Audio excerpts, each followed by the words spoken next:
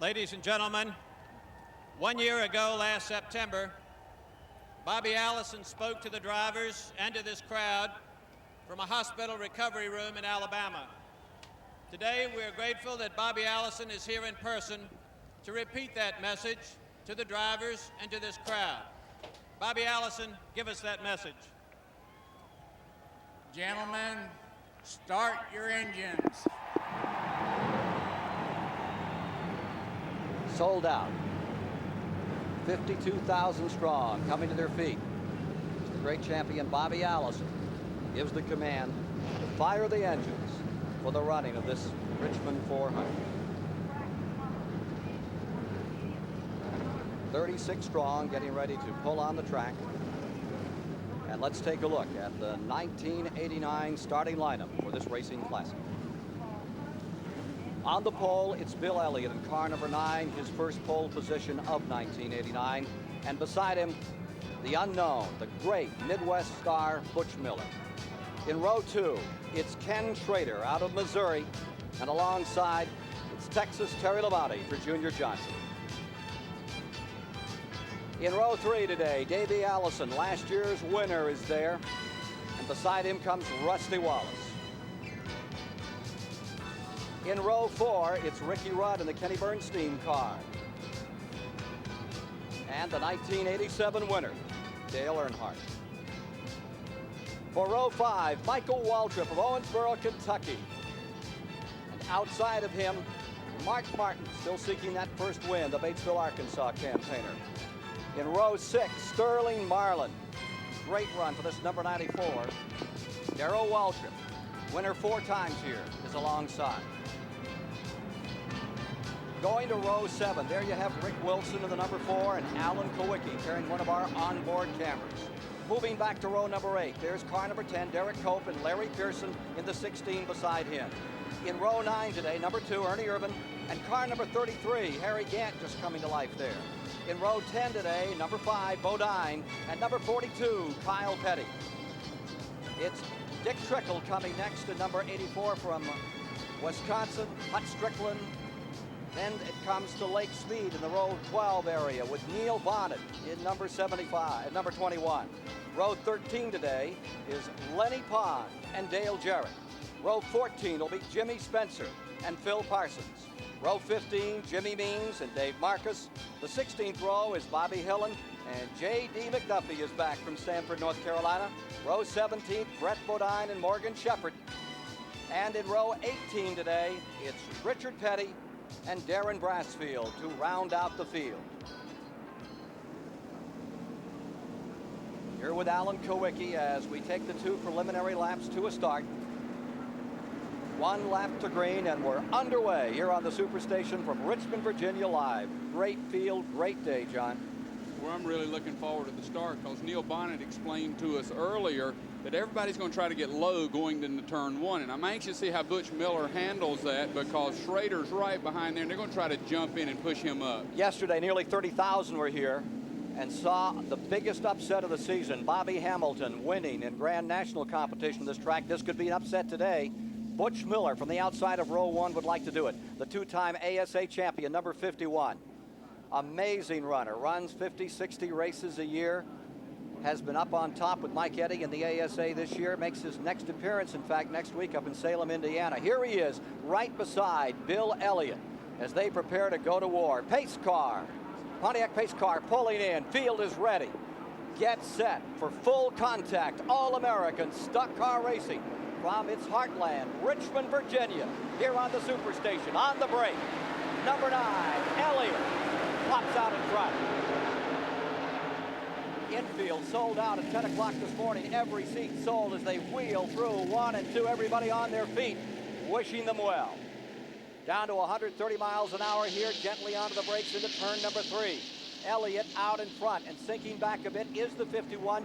Miller said he just wanted to run well, not get in anybody's way for the first 100 laps. Well, you can see Miller had a couple cars hung behind him. Rusty Wallace is now driven to the bottom. Earnhardt stuck out. Everybody's trying to get to the bottom because you're going to go straight backwards if you don't. Number 9, Elliott On the pole for the first time in '89 is there. Schrader in the Hendrick car in second. Then the Junior Johnson number 11, Labonte next. And last year, it was Allison start to finish. From his hospital bed, Bobby Allison started this race. And from the finish line, Davey Allison blocked it all off. Here he is running fourth right now. Bobby here today. Talked to him yesterday, talking very seriously about, oh, got a crash in turn 2. Phil Parsons is in the wall. Looks like the Jarrett car is also involved and took some damage. Phil Parsons carrying our second onboard camera. Could have been a very short day. Look at the right front of that car, John. He's backed the car off the wall and is coming around. Maybe it's just sheet metal up front. He looked like he had it stopped before it hit hard. He will go all the way around, I think, try to catch up and see if they can get that fixed. Here he is coming down out of turn number 4. Let's see it. He is going to stay on the track, as John called it, electing not to come in and trying not to lose a lap. The field is approximately into turn 3 now as he comes to the start-finish line. Phil Parsons in car number 55, showing a lot of smoke as that fender is rubbing severely on the right front tire. The pace car is just coming out, and Phil will be at the back. And since there's so many cars there, he's not going to have a real advantage unless the pace car goes very slow. There's the incident, and you see Jarrett was in it. Parsons was in it. Dale able to drive off and come around. Jimmy Spencer came awful close and missed it also. Phil Parsons making his way back to the pits in his 5th appearance here in the Richmond 400. More in a moment. The Crown Petroleum car of Phil Parsons came in, changed 2 tires, started to come out, got trapped in the pits. Here you see the field going by to put him a lap down. Now, the Cale Yarborough car being driven by Glenn Jarrett also pitted at the same time. He was able to get back out. Damage wasn't quite as severe. Here's Parsons coming on again. I'm sure he'll pit one more time if possible. Get some more work done on that car. Yes, Dale Jarrett didn't seem to have the problem that Phil did. His car wasn't beat up as bad, but Phil is coming around trying to get back in, I'm sure, as fast as possible. But you can see how the cars are lined out. You don't have time to get in there and fix the car. 1 to go. 1 lap and they'll turn them loose. We are now at lap number 7. Accident in lap number 4. Bill Elliott leading, Ken Schrader second, Terry Labonte third, Davey Allison fourth, Butch Miller is fifth, Rusty Wallace in 6th, Ricky Rudd 7th, Michael Waltrip 8th, Dale Earnhardt is 9th, Sterling Marlin is 10th. 11th is Mark Martin on this restart, with 12th Rick Wilson, 13th Derek Cope, 14th Alan Kowicki, 15th Darrell Waltrip, 16th Ernie Irvan, 17th Jeff Bodine, 18th Larry Pearson, 19th is Gant, and 20th is Dick Trickle. Kyle Petty lies 21st as we get set to go. Neil Bonnet back in 24th as they're ready to turn them loose. Jimmy Means back in 26th. Marcus is 25th out there, getting set to go. You see the action taking place on number 55 as they're going to take another lap before they turn them loose. Light has come back onto the pace car. Here they are whipping number 55 to get him back out of the pits in the Crown Petroleum car. Phil Parsons getting back out here after getting socked, and one of the officials rushing out to get something off the track is now going back onto the pit road. Found a piece of debris just in front of the finish line. Take a look at that immense crowd. The old Richmond Fairgrounds, stomping grounds for Curtis Turner and Joe Weatherly, all those great, and Bill Champion, Wendell Scott in the old days. I think this is one of the best facilities in America to watch a race. You get the feel of a super speedway, but you're close enough to see the cars, and it's just a perfectly designed racetrack, and Paul Sawyer's done a heck of a deal. Phil Parsons went behind the wall to try to get this thing fixed. Caution is still out. They're going to take one more lap under yellow here. They've given them a provisional start twice, then reneged on it. This is the 5th time that Parsons has been in this race, and this track hasn't been very, very good to him. A 27th, a 20th, a 24th. Here's Dave Despain. One of the stories that we'll follow all day long is the charge to the front, and that pays a premium in Winston Cup stock car racing thanks to the True Value Hardware people. They have $50,000 in year-end awards that they'll be putting up based on the guys who get to the front. 5 points for leading a lap, 4 for second, 3 for third, 2 for fourth, and 1 for fifth, all the way down through the top 5 spots. Let's take a look at how they stand coming into this race today. Rusty Wallace leading the way in the standings for the True Value Hard Charger Award. He has compiled more points in all of the previous prestigious races. Now what we'll do is keep track all day long of who is sitting on top in terms of the true value points and update you on a total of $5,000 awards that will be paid just for this race. But those points also count toward the big payoff at the end of the year. No surprise that it's Wallace and Earnhardt on top of the standings, and don't be at all surprised if they are right at the head of the field here today as we follow the action from down pit central. Bill Elliott out front. Let's get back to racing. Looks like we're going to take one more lap before they'll turn them loose. Parsons is behind the wall, as Johnny Hayes mentioned. To have it back, let's go to Charlie Harville. Phil Parsons sitting in the car as they work on it. Phil, what happened to you? Well, I got hit from behind, Charlie, coming off turn 2, and it turned me around right in the middle of traffic, and somebody hit me and knocked me in the wall, but one of those things, I guess. Can you tell how the car is handling at this point? Well, it knocked the rear end housing over so bad that it really wasn't handling well, but I don't know that I didn't have a flat tire too after I hit the wall, after I made some pit stops, so we'll have to wait and see. Phil Parsons trying to get back in the race. 10 laps complete. Light is off on the pace car, indicative of a start this time by. You can see the mark out there on the back straightaway wall where Phil Parsons was in contact hard. Yeah, he hit it good. And again, when you're racing that close, you're at the start, people are getting impatient. And most of all, when you're at the back trying to work your way to the front, things like that happen. And that's just racing. Bill Elliott stays up in front. Schrader in second. Labonte third. Allison fourth as they come down for the start. Pace car is in. Miller edging down to the inside. Here's the rest of the field in the back straightaway as they come to the stripe. Back under green after the first caution of the day. You can see Rusty Wallace got a great jump there. Picked off 2 cars. He picked off Davey Allison and Butch Miller. Earnhardt coming up on the outside. And see, everybody's been afraid to try the outside. And Earnhardt says, hey, I'm going to take it. And he's flying to the front. Earnhardt working the outside. Here you see the 27 Wallace as he fights his way up. He's in fourth, working on Terry Labonte. The moves are on the outside of the racetrack right now. Well, it's not unlike yesterday, Ken. People they're afraid to go up onto the outside at first, but now they see it's working. Everybody's going to start going too wide. Now we're getting a second report here, John. The 27 car has been given a consultation flag for jumping the flag on that restart. Well, I thought he got an awful good start. I mean, he did, but so he's going to have to pull it in, pull down pit road, stop, and go back out. Here's number 9, Bill Elliott out in front, and he's pushing that lead out a little. And here comes Wallace onto pit road. And he almost loses it on pit road. He slid sideways, entering. Here he is. It'll be an in and out for Wallace, who jumped on the start. He'll have to come to a complete stop. Now he can go. And it's going to put him in the back of the field, but he did not lose a lap, and I'm sure he'll be mowing to the front. Bill Elliott in front. Schrader still second. Man on the move. Good battle going on back in fourth spot. This is 3 wide at Richmond, Virginia. Isn't that beautiful? And look at number 3, cutting right through the middle of them. Ricky Rudd, one of the native sons, is giving these boys all they can handle right there. Earnhardt's the man on the move, however. Here he is, just lambasting traffic, using a lot of muscle, shouldering. Used to do that a lot on the half mile. Gives you some idea of the speed. Even on a 3-quarter-mile track, these cars are able to entertain. Number 94, a little further back. You see the Sunoco car trying to wind its way through that traffic as Davey Allison makes a move. That's the blue and yellow car on the outside of the white car. Now you're watching the black machine, number 3. That is Earnhardt in fourth. In fifth is Rudd. In the 6th spot is Davey Allison. Right behind him comes Sterling Marlin in that 94. Sterling Marlin breaking to the inside of the 94. The Billy Hagan car down to the bottom. Good move by Marlin. Has last year's winner pinned. And there is Mark Martin going all the way around to number 6.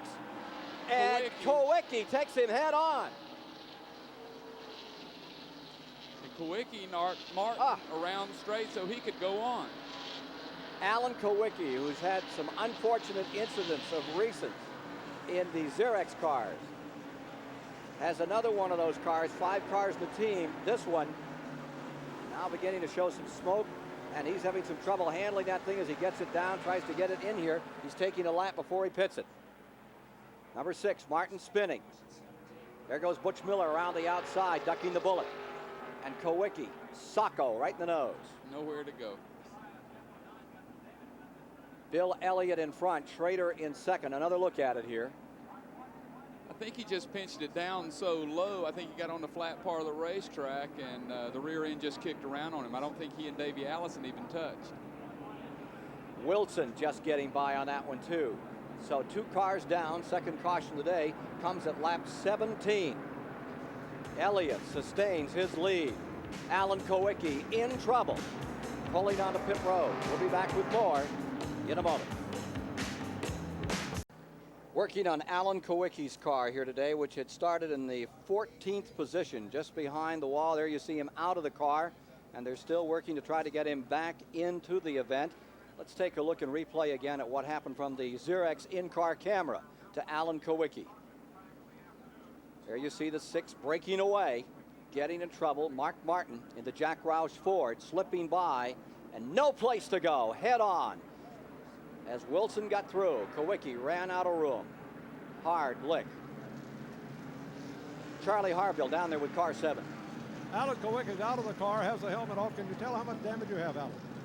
I can't hear what you said. Can you tell how much damage you have? It cut one of the oil lines or busted the oil cooler or something. It's just unfortunate. You know, we didn't even get started here, and Mark spun in front of me. I just had nowhere to go. You're going to try to get back in the race, though. We're going to try. Alan Kowicki attempting to get back into the race. His crew still working on the car. The young man who turned down a ride with Junior Johnson because he wants to do it with his own team. My hat's off to him, but boy, the adversity he's faced in the past several weeks has been tough. It's a shame, because I talked to Alan 10 minutes before I came up here, and Alan Kowicki thought he was going to win this race. He said the car was perfect, it was working well, and boom. Here you see the car number 6 working in the nose of Mark Martin's car, spinning in turn 2, bringing out second caution of the afternoon. Reviewing the field for you, Elliott is first. Terry Labonte has moved to second spot. Ken Schrader is third. Earnhardt up to 4th. It's Ricky Rudd in 5th. Then in the 6th position is Sterling Marlin. 7th is Davey Allison. 8th is Michael Waltrip. 9th is Butch Miller. And 10th is Rick Wilson. 11th Cope. 12th Irvan. 13th Gant. 14th Pearson. 15th Trickle. 16th Waltrip. 17th Hut Strickland. 18th Kyle Petty, and then Lakespeed. Here's Dave Despain. Now, this has been a very eventful race so far for Winston Cup Championship contenders. It's a good tight battle up at the top of the heap. As we take a look at the points, here's Dale Earnhardt sitting on top. He's moved up to 4th in the standings, but look what's happened. Rusty Wallace has already had an early penalty and dropped all the way to the back of the field, and we just saw Mark Martin hitting Alan Kowicki. Actually, the other way around. Martin spun, Kowicki hit him, but these two guys are hot on Earnhardt's tail in the championship standings, and they both had bad luck early on here at Richmond. Remember, this was the race that essentially cost Rusty Wallace his run at the championship last year. He's already had a bit of bad luck. Earnhardt is in the catbird seat right at this moment. Let's go back to pit road and join Mike Joy. Well, Mark Martin has just completed his 4th pit stop of this caution period. It first looked just like cosmetic damage to the front end sheet metal, but where that sheet metal was pushed down over what would be the headlight on a passenger car, that's where the oil cooler is on these Winston Cup machines. And you must get air to that oil cooler to keep the engine from expiring on a 90-degree day like this one. So as long as this caution period lasts, they will continue to bring him back in and try to get enough air into that cooler to keep the engine healthy. It doesn't look like the front end, though, was bent out of alignment. Here's Martin coming back in. First stop, they just pulled away the sheet metal. Second one, they gave him tires, and from the third one on, they've been working on this left front corner of the car. All that carefully built ductwork and screen work for aerodynamics and the rubber bumper cover may now all have to come away to make sure of getting clear air in there where it's needed most. He has not lost a lap in the process, though, I don't believe. Here you see Mark Martin's number 6 pulling out, coming back on the track. 1 lap and they will be racing. We're continuing on Alan Kowicki's car. He sat on the pole here in '87, then crashed in that race. Last year came home a 5th place finisher, but today, real adversity early on.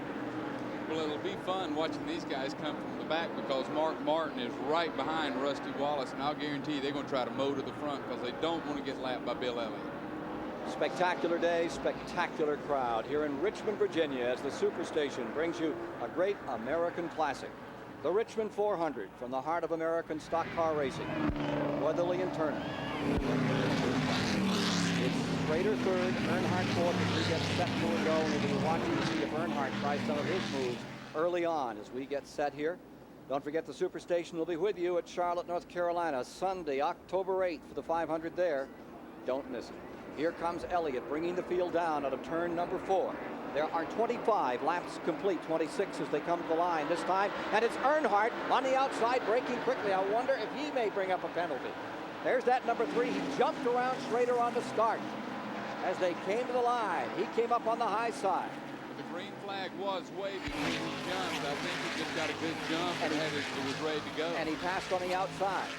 Can't pass on the inside of that NASCAR rule. I think he may be okay, but boy, did he make a move on Schrader. Back they come to the line. And car number 6 is right back where it was before, in turn 2, the wall. Something has broken on Mark Martin's car, and it's stuffed right in the wall. Here's the front of the field coming by him as he tries to crawl that car lobster-like down out of turn number 2.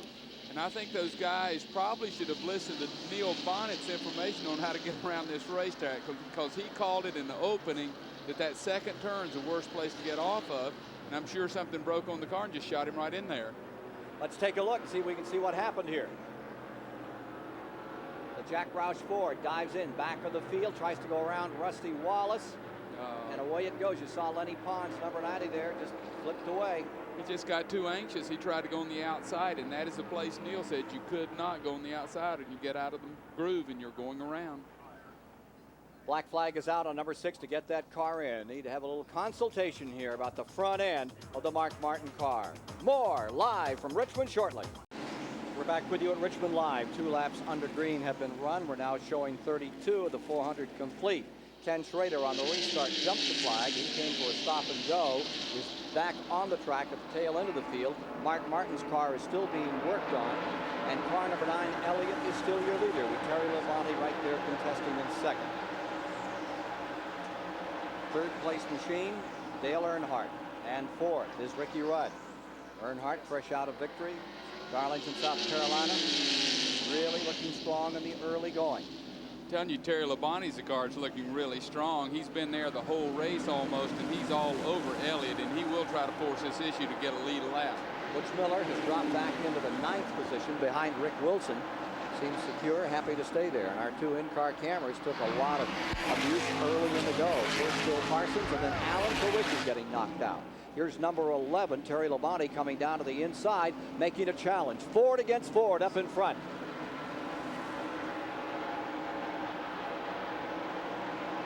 Further back, Rusty Wallace, who was in 32nd, is charging through the field. Brett Bodine is coming down pit road. He may have a tire going down. Bill Elliott stays up in front, and he's getting a lot of heat now from number 11. Bill, are you having to work harder this year just to keep up with the competition on the Winston Cup circuit? Well, you do. You know, in this business, because of the competition and everything else, it just drives you harder and harder each year, and I don't know what you can do to try to curb some of that, because, you know, you're working everybody to death as it is, and there's not enough hours in a day to do everything you want to do, but yet, you know, racing used to be 10 months, and it went 11 months. Now it's 12 months and 24 hours a day, and, you know, it's a tough business. Tough indeed. Tough already on Alan Kowicki. Parsons. Tough already on Mark Martin. Brett Bodine just climbed out of his car, and he's almost running to the garage area. He's certainly not a happy camper today, but they're pushing his car behind the wall. Looked like they had motor problem. Car number 15, Brett Bodine, who had started well back on the inside of row 17. Another early non-finisher from this event. Number 15, Bodine, falling by the wayside. Here are the 2 leaders still at it. Terry Labonte hanging right in there, looking for his own team a year from now. I think it's interesting to note Bill Elliott's performance here. We talk about how much this place resembles a super speedway, and look at the old king of the super speedways, Bill Elliott, romp and stomp around this place. Winston Cup championship, very, very hard to defend. This guy didn't get even a shot at defending it, really, because he broke his arm down at Daytona before the first race of the season ever started, and it's been catch-up all year long. I think what you're seeing here today is the evidence that Bill Elliott has caught up. He's got himself in the Busch Clash with the pole that he won here, and with Labonte all over him and the Elliott fans going crazy, he is demonstrating that he has lost none of his touch. The team has lost none of his desire. And the guy chasing him, Terry Labonte, is in a very interesting situation because, as you mentioned, Ken, he's talking about starting his new team next year, but he's not talking very much about it. Still a couple of rides available if he wants to go be a hired gun, but it's high time he was making his announcement of what his plans were going to be in terms of sponsorship and so forth. Right now, I think his plan is to pass Bill Elliott and take the lead. Well, he told me the other day he had 4 cars complete, and he was intent on getting his team started this year. He's well underway, has a shop going. Here he is running nose to nose in the back straightaway. I think he is actively seeking the sponsorship, but the team is coming together. Here he is in the lead with Elliott in second, and there's Earnhardt pulling ever closer with that Chevrolet in third. Ford 1 and 2, change of leadership. And we have a car spinning, and Larry Pearson gets T-boned. Not hard, but hard enough as he spins in turn 4. Oh, that's a tough one. Boy, Lake Speed did a great job stopping that car. He bent it a little bit, but the hood blows the up. hood He blows comes down up. the main straightaway. He's got to look out, hold his head out the window to even see where he's going now. Lake Speed, he owned Larry Pearson in turn 4. Larry Pearson lay sideways in the track, and Lake did everything he could to get it blowed. He took a little damage in the nose, and what an unfortunate time he's having. He's been star-crossed recently. I tell you, he's been in several accidents. He was hurt. He's making his comeback, running fine today, and comes out. Nothing he can do but drive right in the side, and then the hood blows up. Now here he is completing another lap as he doesn't want to go a lap down. He'll try to go in and get it fixed, and here's the replay. There's the 83, and up in front of him, there's trouble. Larry Pearson is going to spin. When he does, watch what happens. Back straightaway, they're into 2, headed for 3. Larry Pearson is up about a second and a half in front of them on this 3/4 mile track. Here's the 27 car. There you see, here's Waltrip getting in contact. Yeah, and I know why he spun. Waltrip turned him around. 27 to the outside. You know, tried everything to miss him. Just barely collected it. Lake Speed into the side of Larry Pearson. And he is now on pit road with car number 83. Alan Kowicki is back from behind the wall and is back out on the racetrack, so maybe Alan can make some headway and get some good, valuable points. Hut Strickland on pit road, and the Oldsmobile of Lake Speed being administered to now with 44 of 400 laps complete, live at Richmond. TDS Sports Live, Richmond International Raceway. We've plugged in the 3/4 mile track distance in our Timex Speed Track computer. We punch up every lap and keep track of who's running fast. And so far, the quickest lap we've seen is Bill Elliott's 22.99, 117 miles per hour. Let's see how that stacks up as we get back to a green flag. We come down to complete lap number 47 as they go back to green. And car number 3 goes to the inside. Earnhardt going for second place. Earnhardt on the bottom of the racetrack. Puts the Chevrolet beneath Bill Elliott. Goes to second. Labonte leading in number 11. Back straightaway. Terry Labonte and the Junior Johnson Ford is in first. The Richard Childress Chevy right there leaning on the rear bumper. Down to the inside. Great struggle for the lead as they come into the main straightaway. It is Earnhardt, bottom of the racetrack, and the man in black goes to the lead. I tell you, Earnhardt's getting great starts. He has a gear in that car that really will come up to speed fast. I think Phil Parsons just came out of the garage area and is back in the front too. Leaders coming around with number 3. Another leader change today as Earnhardt goes up in front.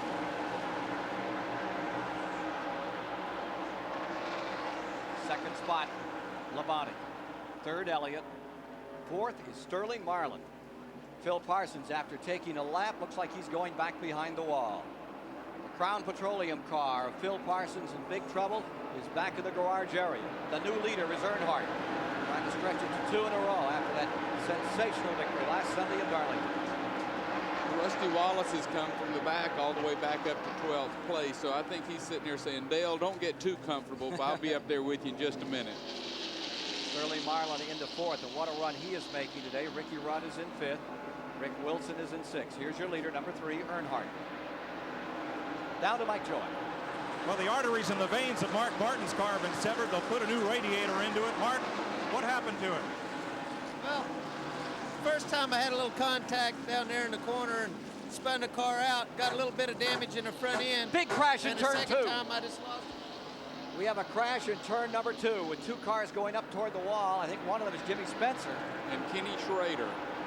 Here's Schrader's car coming around, and Spencer, and yellow is out.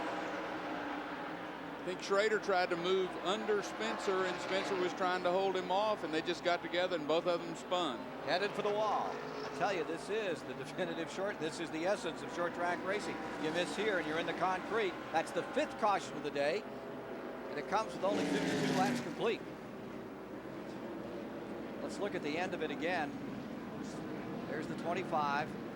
Here's the action as it happened. They're already away. They're already spinning. Yeah, Schrader had gotten about up to the door, and then they both made contact, both spun out. But, you know, they preach patience on a racetrack like this, but they don't listen to themselves. It's great. They're going for the win right here, and we've run 53 laps. Let's talk about tires, Johnny Hayes. Radials are on all the cars here today. They're different from bias ply tires. They feel different. They drive differently. We saw a few people hit the fence in practice, and we began to ask around the garage area, what's the story on the tires? The drivers all said the same thing to me. Tires are very consistent. The speed is consistent. A fresh tire or a tire that's been out there for a lot of laps, you don't see a whole lot of difference. But where they are different is that the car doesn't forgive you very much. It'll break away in a hurry, and when it breaks away, it's hard to save. Is that what we're seeing here with all this spate of concrete smacking? I think it is. You know, we discussed that at length this morning, and you have to be careful and you have to be cautious, just like Alan Kowicki said, because if you get no warning with the bias ply tire, you get a little warning, you can run it loose, it keeps going away on you. But you go to the radial, there's no warning. Boom, you've lost it. So you really have to have your car dialed in. 54 laps are now complete. Here you see the 25 car on pit road. Schrader's machine taking on rubber after it got abused up in turn number 2. This looks like it's going to be a Reclam rodeo all day, John.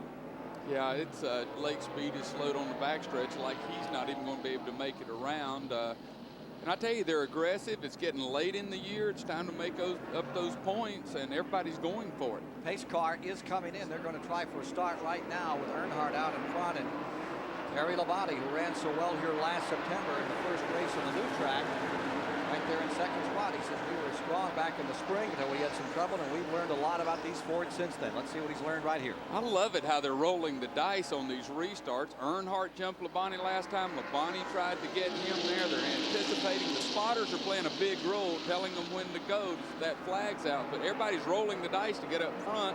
We've only run 56 laps, so we're going to have a great day. All those spotters collected on the roof down at turn number 1, talking to the drivers on these restarts and try to get them just a 3 or 4 foot advantage getting on that throttle.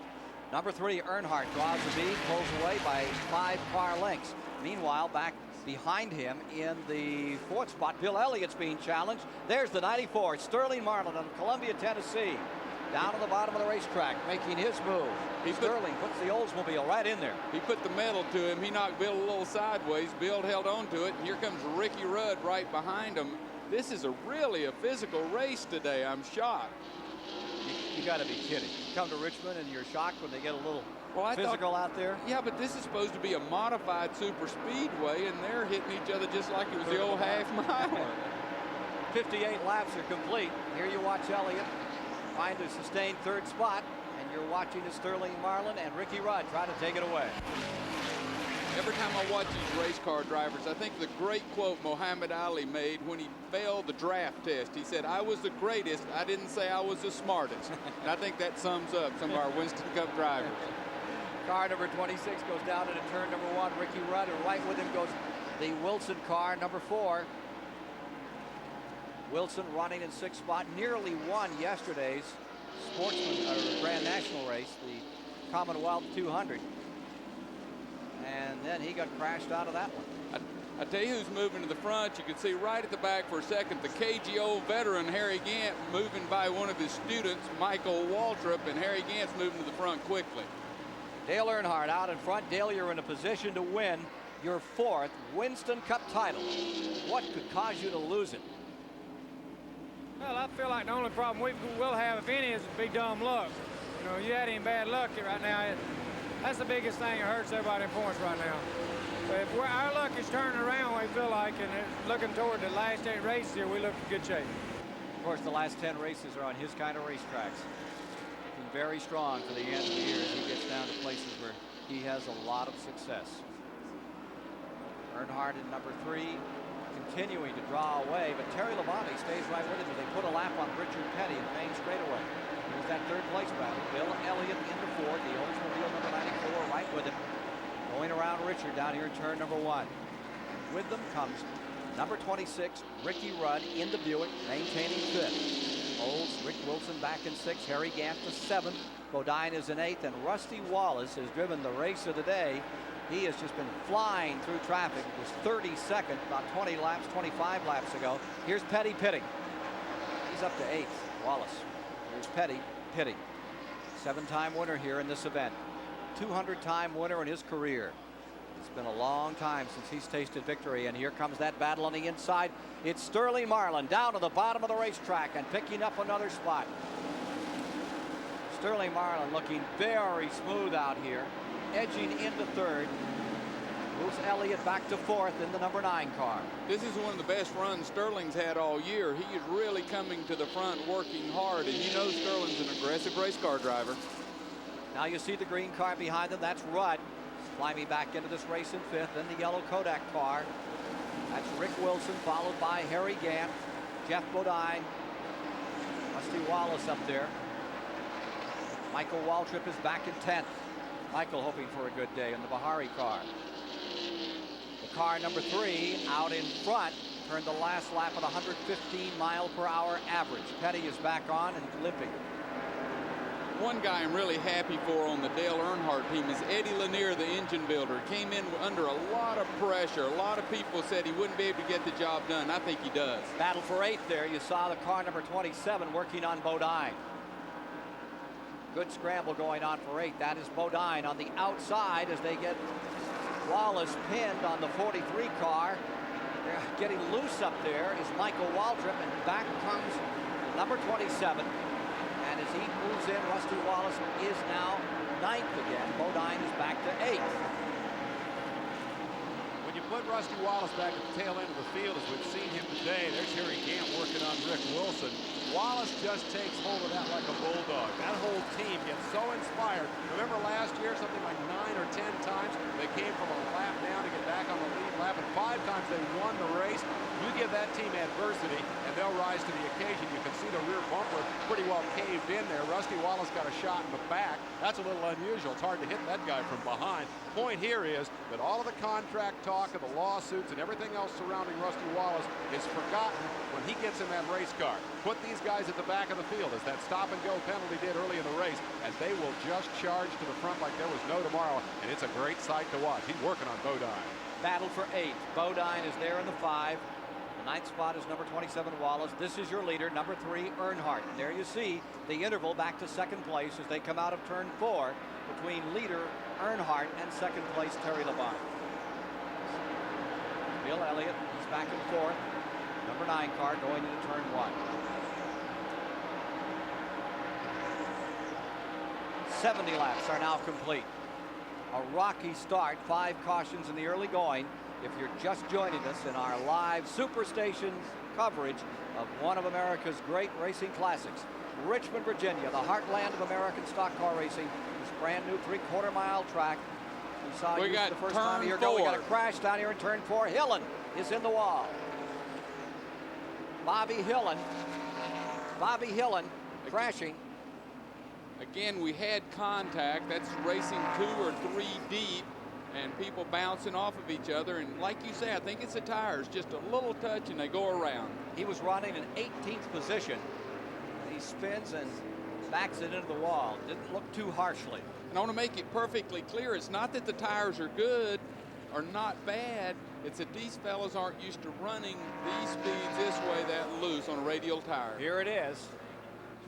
Good morning, Hut Strickland. Let's see where Hut hits him. In the door, in the 8. Oh, Ernie Irvan jumps right under there. He touches Hut. That's just basically, if you hit you in the door, it's not tires. I apologize for saying that the tires went away. That's called in the door spin. Well, into the pits will come number 8 with a lot of abuse. He got hit by Hut Strickland. More live from Richmond in a moment. One of the highlights of the week was the awarding of the U.S. Air Force Reserve Commander's Performance Award to the driver of car number 7, Alan Kowicki, by Colonel Forrest Giles. Thank you, Ken. Mr. Alan Kowicki, it's my pleasure to present you General Shear's Commander's Performance Award. Being a front runner and a top contender requires a great deal of tenacity and perseverance on your part. Difficult enough not being an owner and operator. When you have to own and operate your own, makes it that much more difficult. Your managerial skills surround you with qualified crew, and I know this has a whole lot to do with you being a top performer.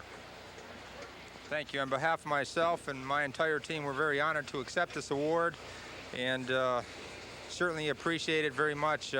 It does take a team effort to run up front in NASCAR Winston Cup racing, and the team effort of my entire team is what's kept us up there. Once again, we thank the Air Force for this award.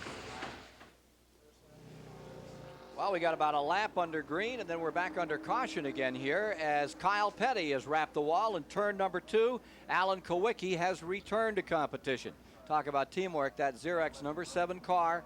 They worked hard and long down there in 90-degree heat. They put him back on the racetrack, and as he came out and came onto the track, he's about 24, 25 laps down. Car number 42 socks the wall. Kowicki got out, came back in, made another pit stop, and he was playing in and out tag here under caution. Gets it back out. They go green. Bang. Kyle Petty's in the wall. Let's see what happens. It goes away on him, and he socks the wall. I'm not sure how that one started. Well, Hut Strickland bounced off the wall a little further in front of him, so maybe the two of them got together somewhere in the turn. Let's get a word from the STP Pit Center. Here's Dave Despain.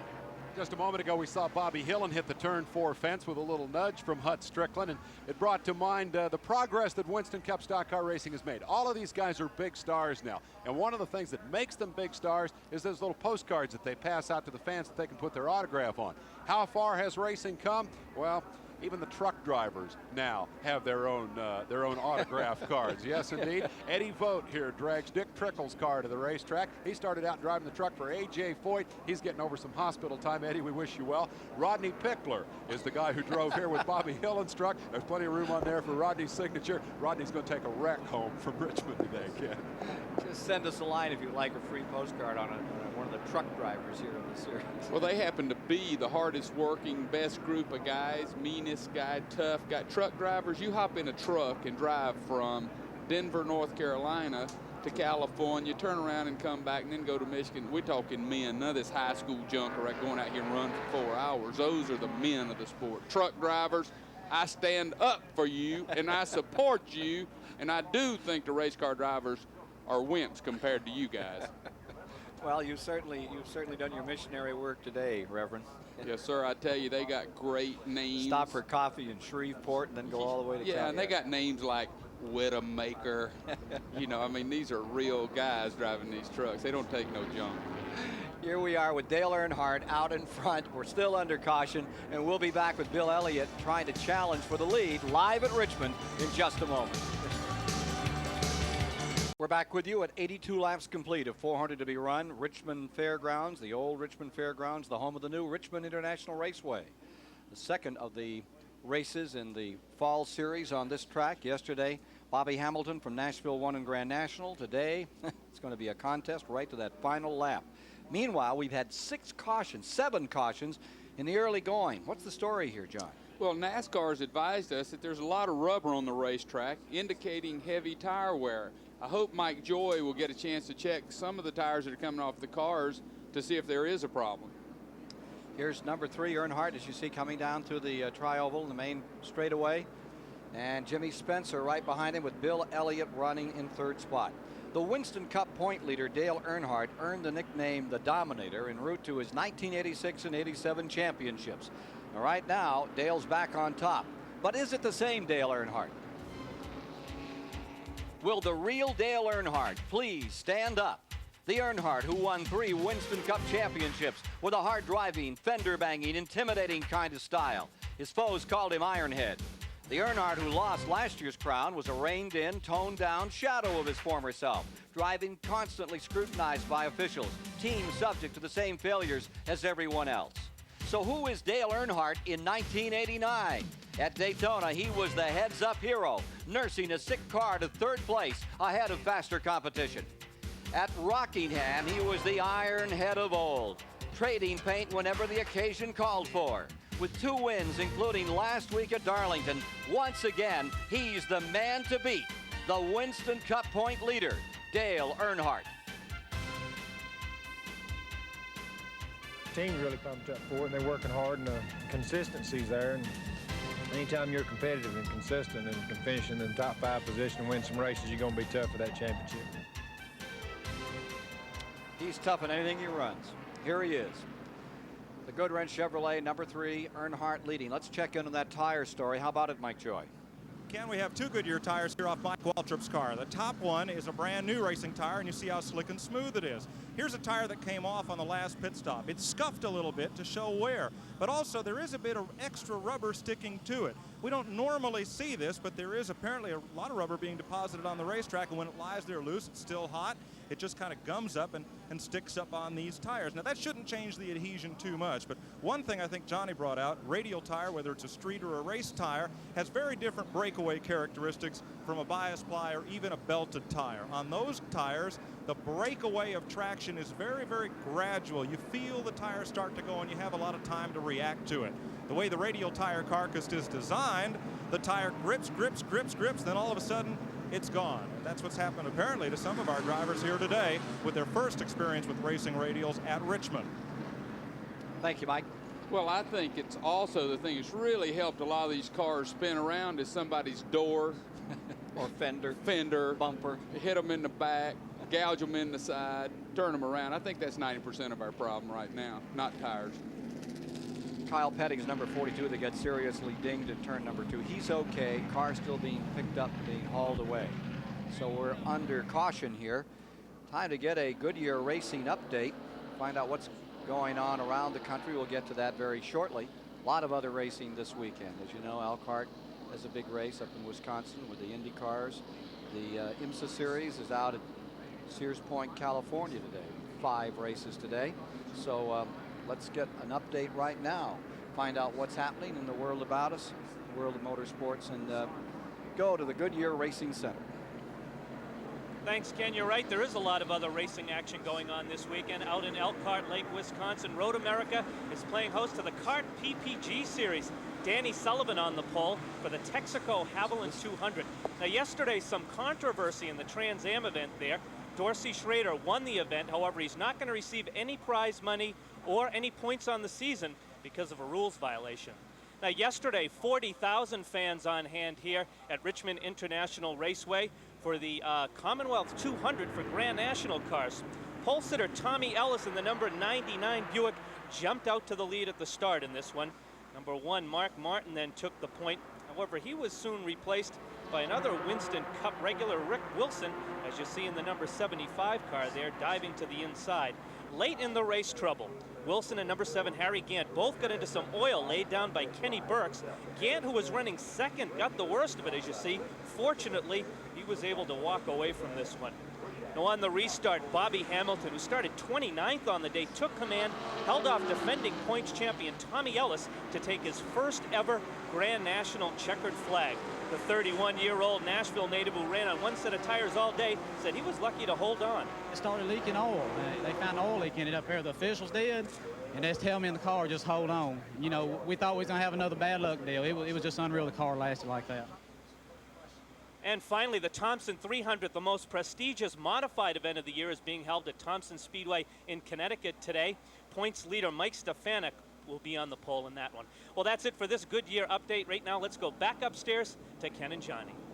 Thanks, Bob Richards. I'll tell you what, that boy yesterday, that Hamilton, I think he's got a great future. Keep looking around for new. You're always talking about new drivers, and there's the big dozen. Butch Miller should move into the big dozen.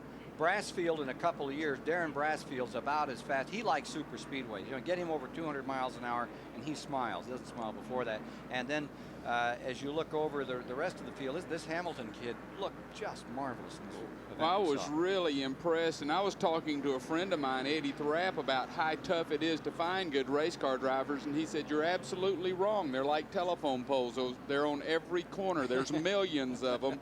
You put them in this kind of equipment, this kind of money behind them, there's people all over the country that could jump in here and run competitive. So there's a lot of good racers Then out why there. do you talk about the dozen? Why do you talk about the, you know, those number one key rides, key seats? Yeah, because there's 13 teams receiving $12.5 million up to $4 million a year in sponsors, and our old buddy Banjo Matthews said money buys speed.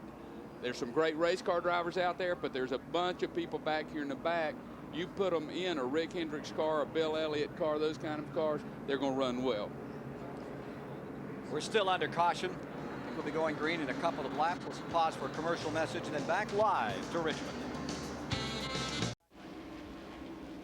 We're back with you live. They have just retaken green, coming around to complete the lap with Dale Earnhardt in front, Jimmy Spencer in second, Bill Elliott in third, Ernie Irvan's number 2 is in fourth, Terry Labonte is fifth, Bonnet is sixth, Rudd seventh, Gant eighth, Pearson ninth, Wilson 10th, and Wallace 11th on this jump. Jimmy Spencer's having a great run. He jumped in there.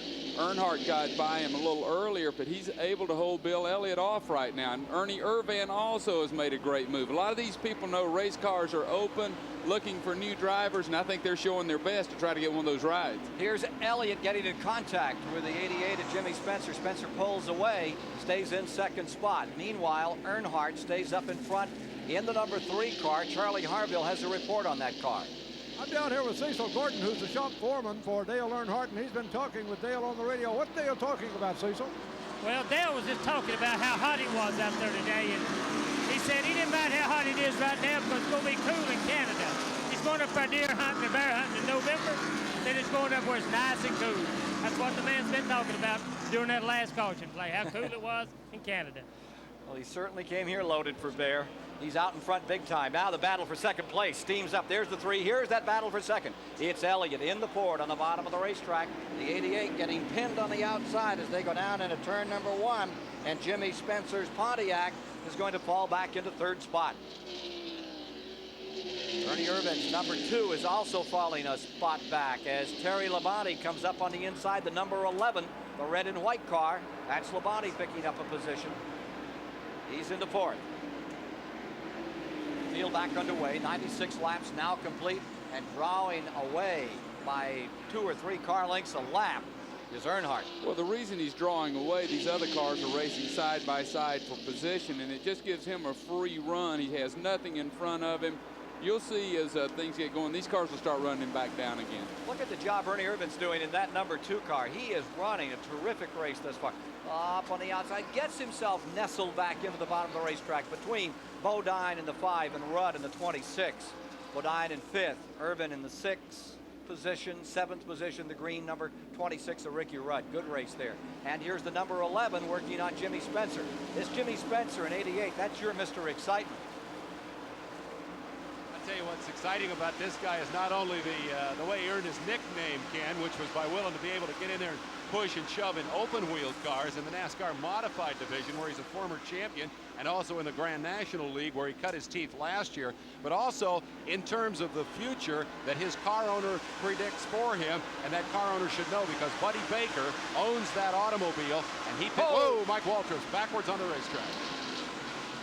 Waltrip will try to cut it around and keep it out of harm's way. Nice little handbrake style turn there to avoid the oncoming traffic. Fire breaking out beneath the car for Mike Waltrip. Turn 3. Turn 3, 99th lap. And I think the tires are giving them fits today. They say you can reach down and grab gobs of rubber down here in the second turn that's building up. And here's the number 30, Michael Waltrip, looping in the Bahari Racing Team car. Here's your leader, number 3, Earnhardt. And we're a fourth of the distance. We're under caution. Let's look at it again.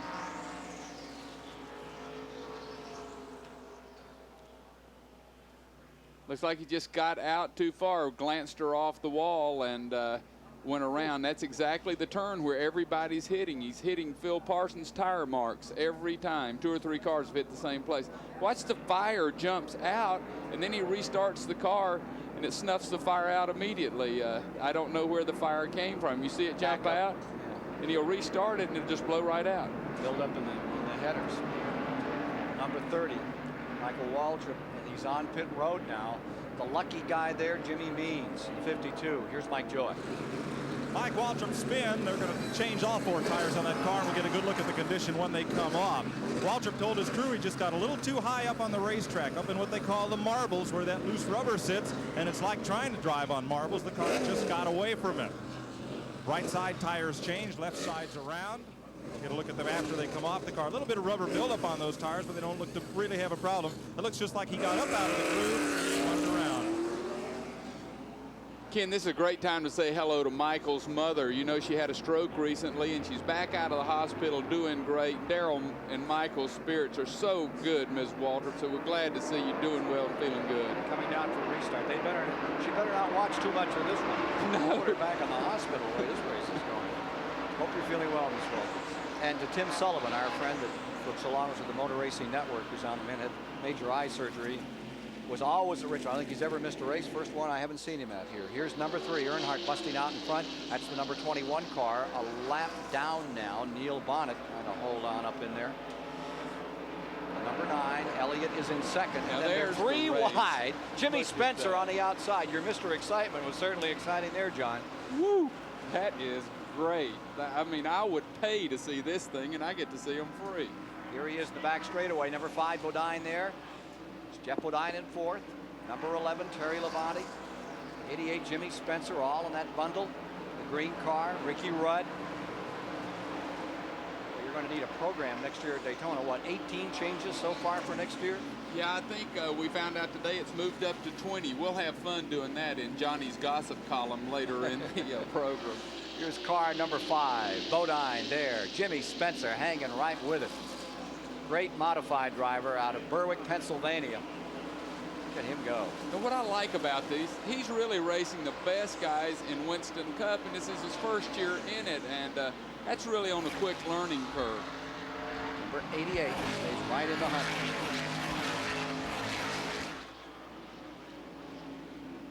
Here's number 11 down to the inside and gets underneath 88 for 4th. Dave, you want to finish that story? Buddy Baker picked Jimmy Spencer because Buddy likes Jimmy's style. He's a flat-foot kind of a race driver. That's the way Buddy drove the car. That's the way he wants his man to drive it. The car's not hooking up right now. You've seen him lose a couple of spots, most recently to the 26 of Ricky Rudd. Buddy told the best story up in Michigan earlier this year about why he likes Jimmy Spencer.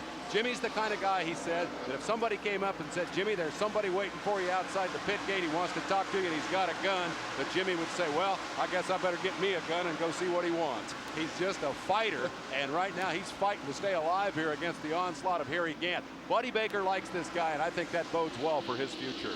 Oh, it's like for Buddy Baker just looking into a mirror. They have exactly the same mentality. They're both big, giant, rough, tough guys, and I sure wouldn't want to take either one of them on. Here's the number 9. Bill Elliott in that second spot. Jeff Bodine is in 3rd. Terry Labonte is in 4th. Ricky Rudd is in 5th. In 6th is Jimmy Spencer. 7th, Harry Gant. Ernie Irvan falls back another spot. Now Rusty Wallace comes up to 8th. Sterling Marlin is right up there in the top 10. There's the Sterling Marlin, number 94, right behind Wallace as he clambers through the field. Watch Wallace working on Harry Gant. Complete rundown here on the field. With 100 laps complete, we're actually working 110 at the present time. Here you see the number 9 of Elliott. The 5 of Bodine is really in there tight. The one that's pulling away continues to be Earnhardt in number 3, John. Well, Earnhardt loves it because these cars are still racing side by side. There's Neil Bonnet with Bill Elliott right going with him. But Earnhardt's just on a Sunday afternoon drive. But here's the thing that holds it up and lets him ride. You see how long it takes Bill Elliott to get by? Then there's just a wad of cars there racing side by side. And the cars are going sideways, bumping off each other. And Elliott's just racing the racetrack. He doesn't have to race any cars at this time. Ernie Irvan spinning a little up in turn number 2, gathers it up and keeps on going, but lost about 4 spots. Look at this contest as the 9 car of Elliott, Bodine in the 5, and Ricky Rudd all run tightly together there.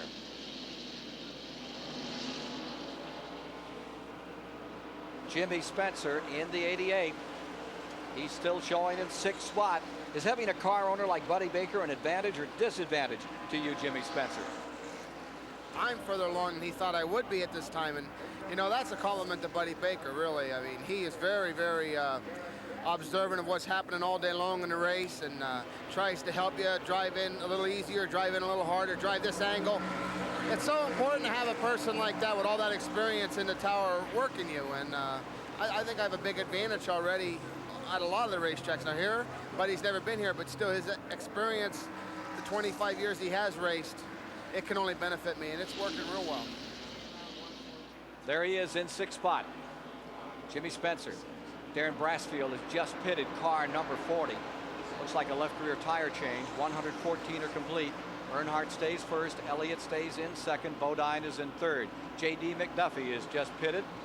Apparently he needed a new cigar, and old J.D.'s back out again.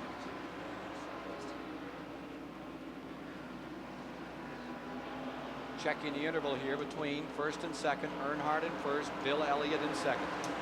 Right behind Bill Elliott, where the real racing is going on, you can see the cars going side by side, fighting, gouging. Rusty Wallace has been running real hard trying to make the move up, but he just can't get by Harry Gant, and Harry Gant can't get by Jimmy Spencer. They keep trying it. Sterling Marlin's in there fighting with them, but they are racing all the way around this racetrack. Car number 27. It's Rusty Wallace in the 8th position. Here we are seeing the fight with number 33 Gant. Slugfest for 7th here at Richmond. Harry Gant, who's had some great runs of recent, looked terrific out here yesterday before his car got scattered up in turn 4. Look at Jimmy Spencer holding them off.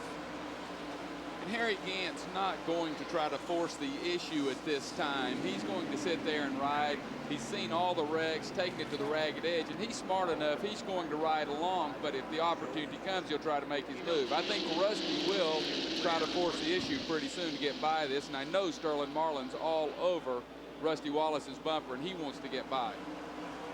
Harry Gant says he's 100% healthy after backing into the wall hard yesterday. You saw it on our Goodyear highlight report. And behind him, Rusty Wallace seems to have kind of stalled for the moment. He's trying to work his way under Harry. Remember, he started back in 36th. He's the leader in the True Value Hard Charger points coming into the race. Those points paid in the top 5 positions. And number 27, everybody's Charger, is at the top of the season-long ranking. But today he's not piling up any points. He charged from 36 to 8, but I think he's learned now, as he knew well coming in, it's a whole lot easier to pass those back 30 cars than it is the 7 that are still ahead of him. His charge for the moment is stalled. Rusty Wallace being hounded there by Sterling Marlin. Rusty Wallace and Sterling Marlin staying right side by side now to the line, and Sterling Marlin is trying to move underneath his number 9 Bill Elliott. Fights off number 5 Bodine down here.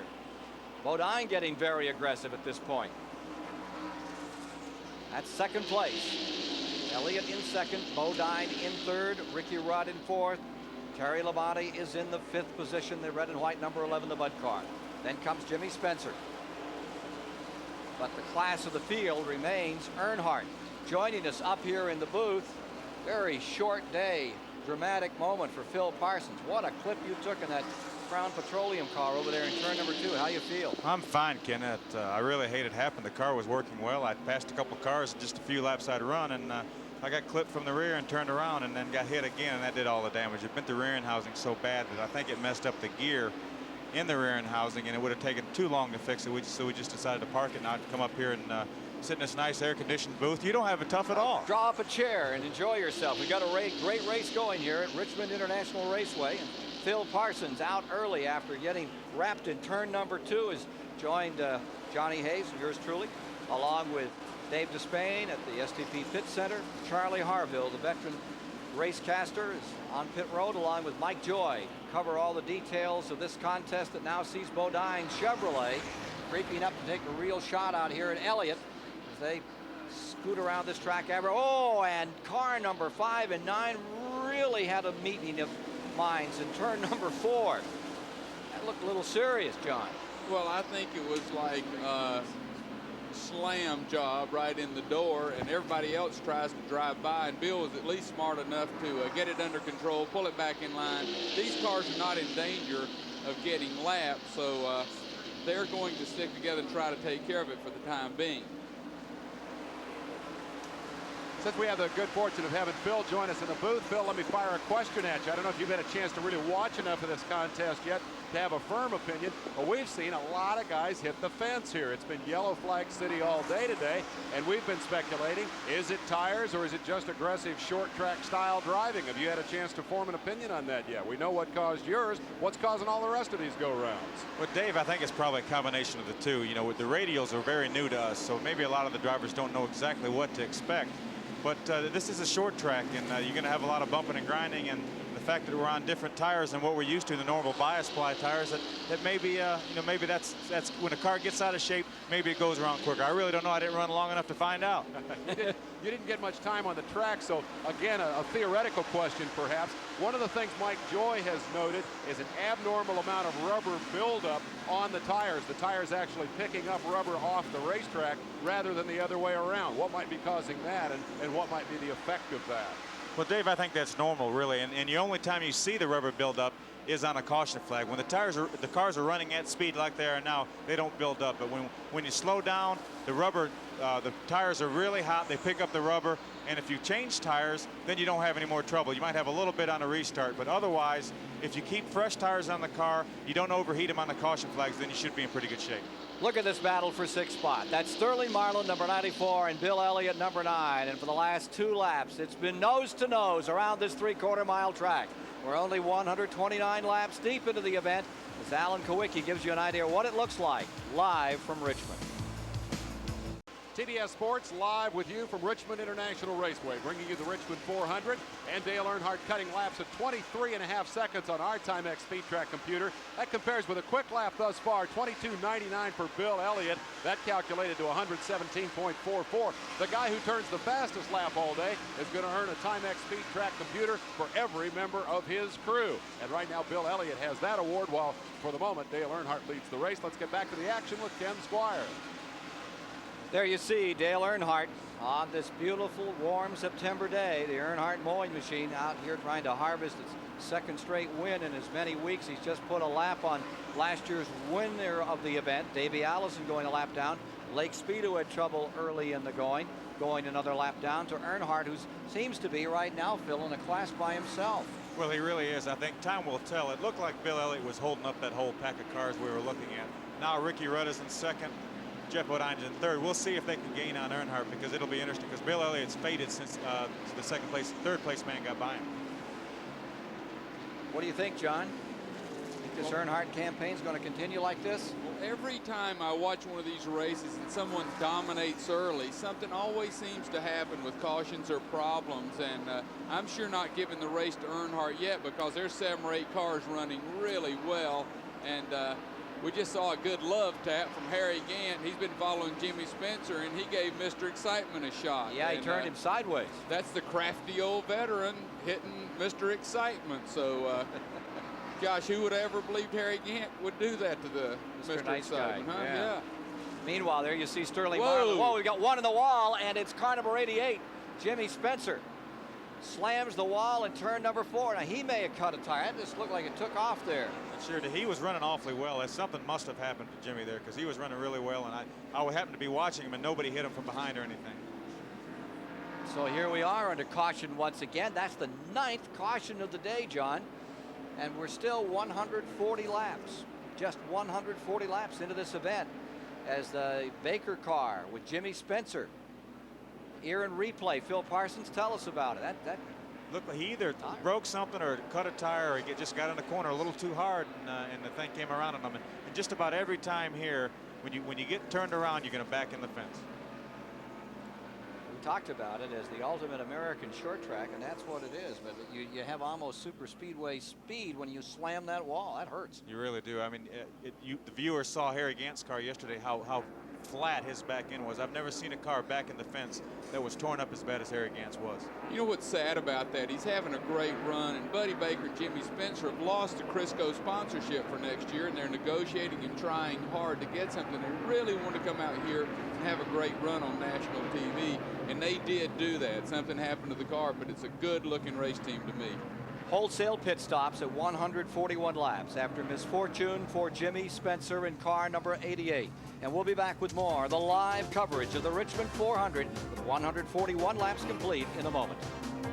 143 laps have been complete, and at the end of 144 we will go back to green for the 9th time this afternoon. There have been 2 or 3 pit stops by Rick Wilson. We'll try to get that story for you. Richard Petty, his car had been rolled back into the garage area. That's coming out again. Number 71, Dave Marcus, led for a couple of laps. Then he went into the pits. And again, we have Earnhardt out in front. Here's Mike Joy.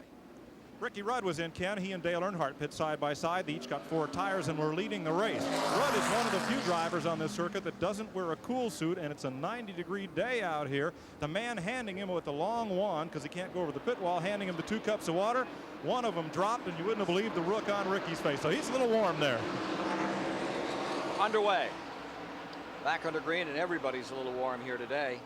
It's into the 90s. It's a wonderful day for a race, and what a wild one we've had thus far as Earnhardt scoots back in front. Something really interesting, you see Davey Allison is a lap down. He won this event last year. That's how fast things can change in Winston Cup racing. Bodine is in second. Rudd is in third. On this sort out, you see the yellow car of Michael Waltrip now being shown a lap down, as is Davey Allison side by side. The yellow car is Michael Waltrip. Just in front is Davey, and just behind him is Bill Elliott. Trying to sort them out in the backstretch, and that is a 1-lane second turn. Have to be so careful out there. If anybody just touches you, you're away, as Phil Parsons can testify. Unfortunately. It'd be interesting now, Ken, to see if Jeff Bodine and Ricky Rudd can stay with Dale Earnhardt, because he had a good straightaway lead before, because Bill Elliott looked to be holding those cars up. So now we'll see how strong Jeff Bodine and Ricky Rudd are. Chevy Buick, 1, 2, 3. Richard Petty just pulled his car into the garage area. I think he's calling it a day. Let's take a look at who has fallen out of the race as we talk about cars calling it a day. Rick Wilson is off the pace. Here's the attrition thus far. Dale Jarrett early. Phil Parsons, who's joined us here with the Crown car. Brett Bodine, Kyle Petty, McDuffie, Spencer, all out. And notice that most of them are hard losses into the wall. Look at Ricky Rudd in the green. Number 26 going down to the inside, working Bodine. Now getting back in line for turn number 1. Charlie Harville has a report on Jimmy Spencer. We're looking at Jimmy's car right now, and he hit the wall with the left rear, as you can tell, and he is standing at one side waiting for the car to be repaired. And evidently, it's going to attempt to conflict with the race. I don't have him available at the moment, but the left foot of his car is also damaged. Nevertheless, putting a left rear tire on the car right now, trying to get it back in the race. Meanwhile, as we watch 5 and 26 going by in their battle for second, we've got a problem out here in turn 2. A bad one, socking the wall, spinning, going around. It looks like Morgan Shepherd in the 75 car has gone into the concrete. That's unbelievable. It's another one for turn 2. I'll tell you, the lap before that, while we were getting a report from Charlie Harville, Harry Gant got real high in that corner and scrubbed the fence. So there may have been some moisture down, because Harry Gant did hit the wall but kept the car straight. Morgan Shepherd turned it around and backed in the fence. Okay, Phil, we did the radial tires on a track that isn't banked as much, and they seem to work pretty good. Now, are we getting into a tire problem here? It seems like time and time again we're seeing the same situation. They just skate, scoot, slap the wall. It's really hard to say, Kim, because again, I didn't run long enough to even get the tires hot. I didn't run 2 or 3 or 4 laps, whatever it was. So it's really hard for me to tell, but looks like Dale Earnhardt's not having a whole lot of trouble with the radials. No, he is not. He's hitched up so far strong. Well, Neil Bonnet told us yesterday and today that that's the toughest spot for him on the racetrack, coming through there and heading to that wall. And he said, boy, just one little mistake and you've got it. Is that the way you found it, Phil? Well, I think so. And I've also noticed since I've been up here, because I didn't get to see much of the race, that the groove has moved up generally for most of the cars. And there's a possibility that Morgan could have got his right sides out of the groove and into the slick stuff, and might have turned him around. So it may have been a fact that he just got a little bit too high. Let's take a look at it. Morgan Shepherd approaching turn 2. He's already out in turn 1. He's loose. It looked like really turn 1 is where the problem started. It looked like Morgan may have been forced high, or may have just tried to run a little bit high and got turned around. If there's a lot of rubber that's been building up out there and you run into that, you can say so long. It's been good to know you. Just like ice, Ken, just like running on ice. Earnhardt stays first, Bodine second, Rudd third. Not anybody really taking a shot at the pit road here among those leaders. Ernie Irvan came in. as did Jimmy Means. Bobby Hillen came in. Harry Gant, who was running slowly on the outside, he had tried to dive into the pits and almost ran over the Jimmy Means number 52 car. And Harry Gant really dodged a bullet. He was lucky with Morgan Shepherd's misfortune because he was able to come in and not lose a lap, hopefully correct his problem and go back out there and run with him again. Harry may have had a tire going down because as I mentioned the lap before, he got into the fence coming off turn 2 and then ran really slow for the next lap until Morgan had his problem. So you're right, Harry probably saved the lap by Morgan having trouble. Morgan Shepherd on pit road, as is Rick Wilson at this moment. We're now 152 laps complete. Though he finally earned his first pole of the season here at Richmond, the current Winston Cup championship, Bill Elliott, hasn't had much luck this year. Things look a lot better for today's pole sitter, Bill Elliott, than they have for some time. He got off to a rocky start at Daytona, breaking a wrist in a pre-race crash, and backup driver Jody Ridley totaled Elliott's second car in the 500. It's taken half a season, but Bill is back up to speed, ranked as a contender. In June, he won at Michigan, same as last year, and seemed ready to make a run at the front runner. All those fans who fell in love with Bill in his $2.5 million season saw no reason the Elliott team couldn't pull off another fairy tale finish. But back at Michigan 3 weeks ago, that Cinderella clock struck midnight. Bill was out of the race early and had to take a hard look at the remainder of the 1989 Winston Cup season. Right now, we just need to work as hard as we can, finish the race, try to win some races, see where we end up at the points. And right now, he is running in the 4th position with Ricky Rudd in the green, number 26, directly in front of him. Jeff Bodine running second, Earnhardt up on the point. Lap car number 83 down flanking on the inside, the number 9 car. Getting set on a restart, pace car ready to come in. Live coverage on the Superstation from Richmond. There you see those front 4. Let's see if number 9, Bill Elliott, as the green is extended by Harold Kinder, can find a way around. He cannot, and number 11, Terry Labonte, is right there to challenge. Earnhardt with just a tremendous leap off those starts. He sure has the gear to pull himself off on a restart and off those corners here today. 5 Bodine in second spot. Rudd running in 3rd. Elliott in 4th. But here comes Rusty Wallace. That white car down on the inside is beginning to clamber up on the inside of number 9 Elliott. Here comes Rusty Wallace. The 27 car is there, trying to scoot through on the bottom. Sterling Marlin just stopped in front of a bunch of cars. He's coming around going into pit road, but boy, there were a lot of cars back there. They're racing side by side all the way around the racetrack, and this is usually when we'll have a problem. And Sterling Marlin has a problem. You can see he's ready to call it today. Meanwhile, here's that number 27 car. There's a lap car, Neil Bonnet, directly in front of Wallace. Bill Elliott going around the outside, and there's where the scramble is. Elliott goes back into 4th, Phil, and it is Wallace back to 5th here now. One of the reasons Dale Earnhardt gets such a good jump on the restart is he's the only person at the racetrack that knows when he's going to go. So he takes off, and then Jeff Bodine has to respond to that. So that's why part of the reason he gets such a good jump. Well, that jump has him out in front by about 15 car lengths. 157 laps are now complete with 10 cautions so far. 29 cars are left out of the 36 that started as we watch Earnhardt in front, and the battle is further back. This car number 27. Here you see the back end dented in on Wallace's machine, that Pontiac, challenging the 4 to Bill Elliott on the inside. He finally gets a little air, gets a little running room. Well, Rusty's been so dominant this year at racetracks, and he doesn't seem to be that dominant today. He can't just drive right by like he has in the past, so I think they're struggling a little bit with their tire combination.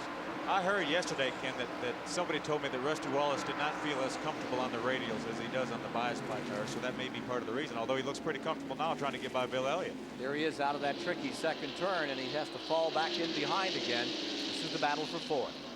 Back comes Wallace to the inside another time. A lot of these top teams have tested the radials, haven't they, Phil? I think so. I'm not sure how many have them tested up here. A lot of times this year, Goodyear would not have the tires done in time for us to test. So I'm not sure if they tested on the radials this time or not. Well, Wallace is around Elliott, as you see here. That'll move him up into the 4th position. Bill Elliott in the 9, falls to 5th.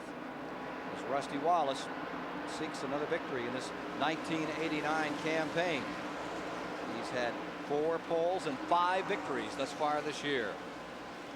Last year, Wallace lost the championship because of a crash in the first lap right here. You bitter about that, Rusty?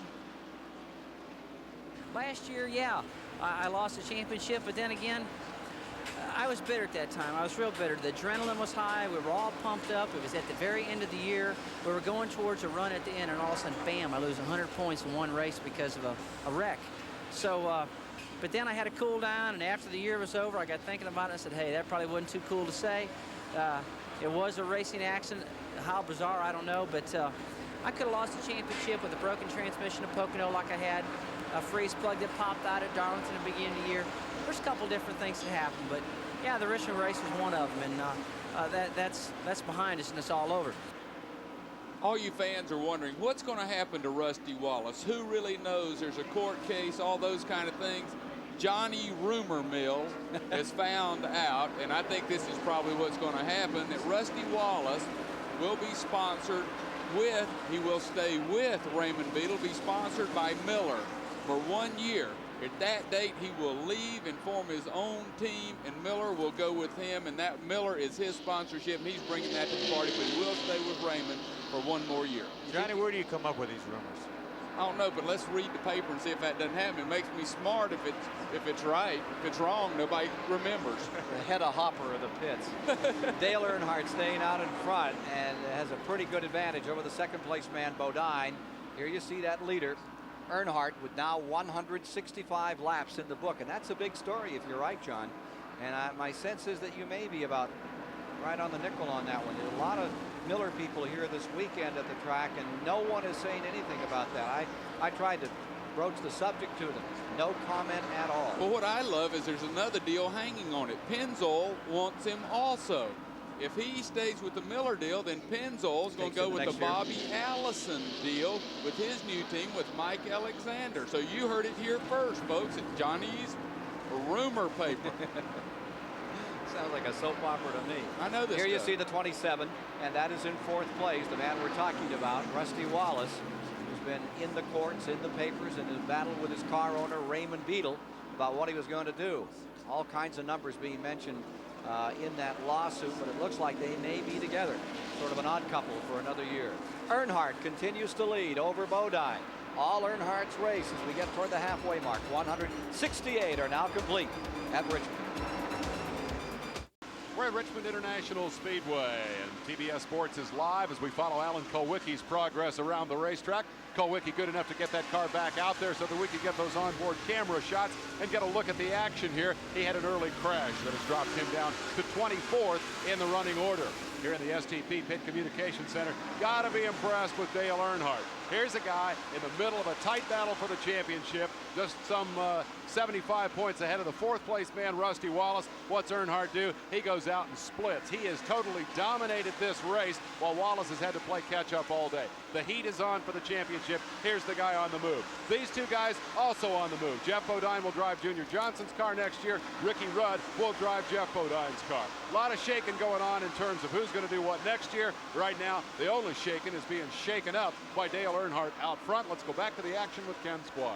It's a 25 car length advantage, Dave, by which Dale Earnhardt commands this race. Bodine is second, Ricky Rudd is third, Rusty Wallace up to fourth. Remember, he was penalized early in the race, had to go dead last. He's fought his way back through. Bill Elliott's in fifth, Terry Labonte is in sixth, and Dick Trickle in car number 84. The Stavola car is now up into seventh place, having a good run. Here you see Rusty Wallace's car. And there's that seventh place car. You see the 11, that's Terry Labonte.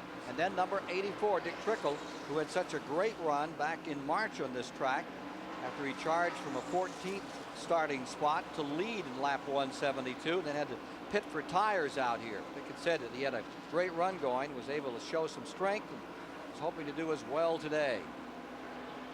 Ken Morgan Shepherd just pulled his car in the garage area, and Michael Waltrip came down pit road, and they looked under the hood, lost a lap or so, and he came back out. Battle for fifth here. This is number 9, Bill Elliott, and Terry Labonte in the car number 11. The Junior Johnson, number 11. Remember that Junior won 8 times on the old half-mile track here. And Terry Labonte would like to give him his first victory on the 3/4 mile track. Had a great start today and running very consistent Car number 11 in the 6th spot, directly in front, Bill Elliott running 5th. There's that turn 2, which has been so nasty for so many people today. Terry Labonte's another interesting situation. He's forming his own team. You know, he's left Junior Johnson, and they thought he had sponsorship finalized. Now there's a question. It's getting delayed, and he's waiting for a couple weeks. And there's a lot of teams out there hoping that that falls through. Maybe Richard Jackson trying to get him to replace Phil Parsons, who recently decided to go to the Kodak car. Well, I have, Johnny. We made the announcement this week, as you well know. I'm really excited about it.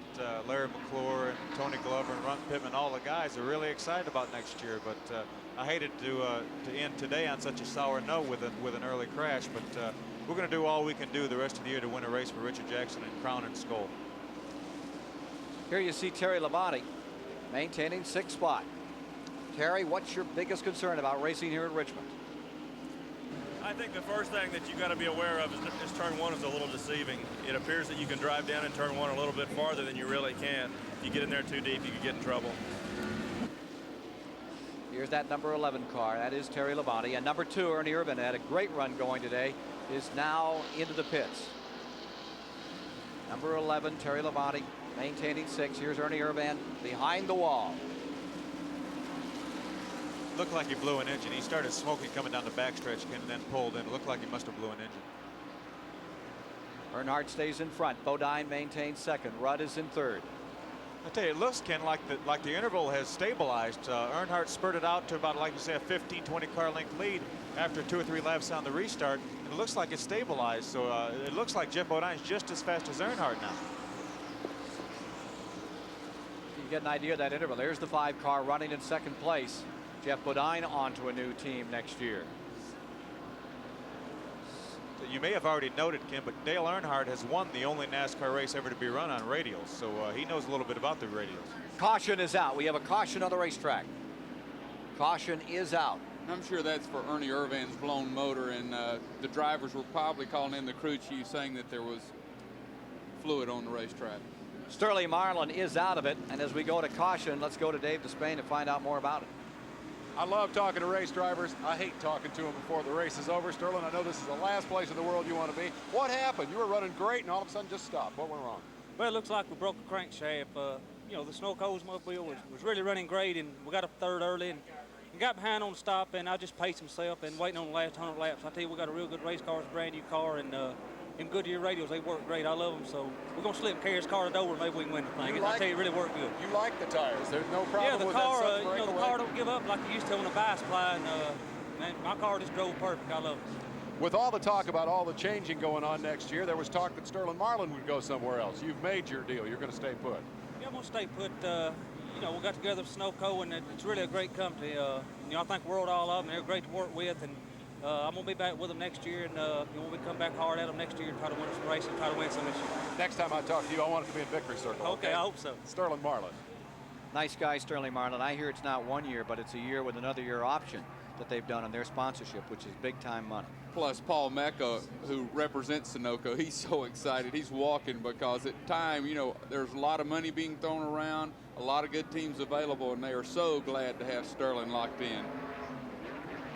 Here's the number 27 and the number 5 car. Now remember that they just pitted, most of them, and here's the number 5 car of Bodine now being shown in 2nd place. Wallace pulling alongside. They're having a chat out there. What do you think they're chatting about, Phil? What they're arguing about, Ken, is each one of them think they were off pit road first. They were racing down pit road. Jeff Bodine was a little farther back this way, so he had a lot more speed. And each one of them now thinks that they beat the other to the end of the pit road, so it's up to NASCAR to figure it out. Waiting for the word from NASCAR as to where they're going to place them. There you see Dave Marcus in the 71 car, turning some more consistent laps, working it out here this afternoon.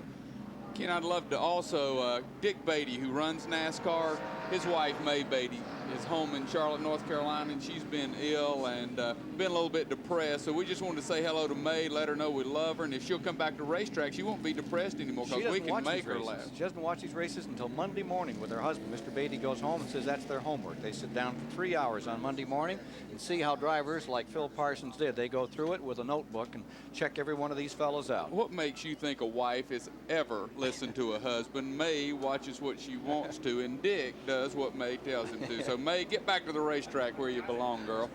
And looks like 1 to go, and we're going to be under green once again. And while we have a moment, a tip of the hat today to Darrell Derringer, one of the all-time greats in Winston Cup racing. Hope you're watching today and hope you're enjoying this race. Darrell, this is your kind of race and Derringer's kind of racetrack. This is where we used to turn them sideways and turn them loose. He was one of my heroes, I'll tell you that, and I still love him. And boy, I hope he gets well. And so do we all. Dave Marcus has the lead as we get set to go once again with Rusty Wallace in second, Jeff Bodine in third, Dale Earnhardt fourth, and Terry Labonte fifth. Very happy Paul Sawyer, the gentleman who has built this track, is standing behind you. Boy, what a crowd you have today, sir. It's marvelous. Congratulations. Most rich people are happy. I like rich people, Mr. Sawyer, and you're one of my heroes, and I just appreciate Wasn't you that way a be few here. years ago, however. I can remember in the older times here, I'm a little lean, but it sure isn't anymore. Pace car is coming in, and after 8 lead changes among 6 drivers and 11 cautions so far with 188 laps complete, we're back to green and 21. Here's Bonnet trying to go up a lap, and there's 27 Wallace scooting right through for the lead. Marcus getting hung there on that car for just a second, and it is Wallace into first.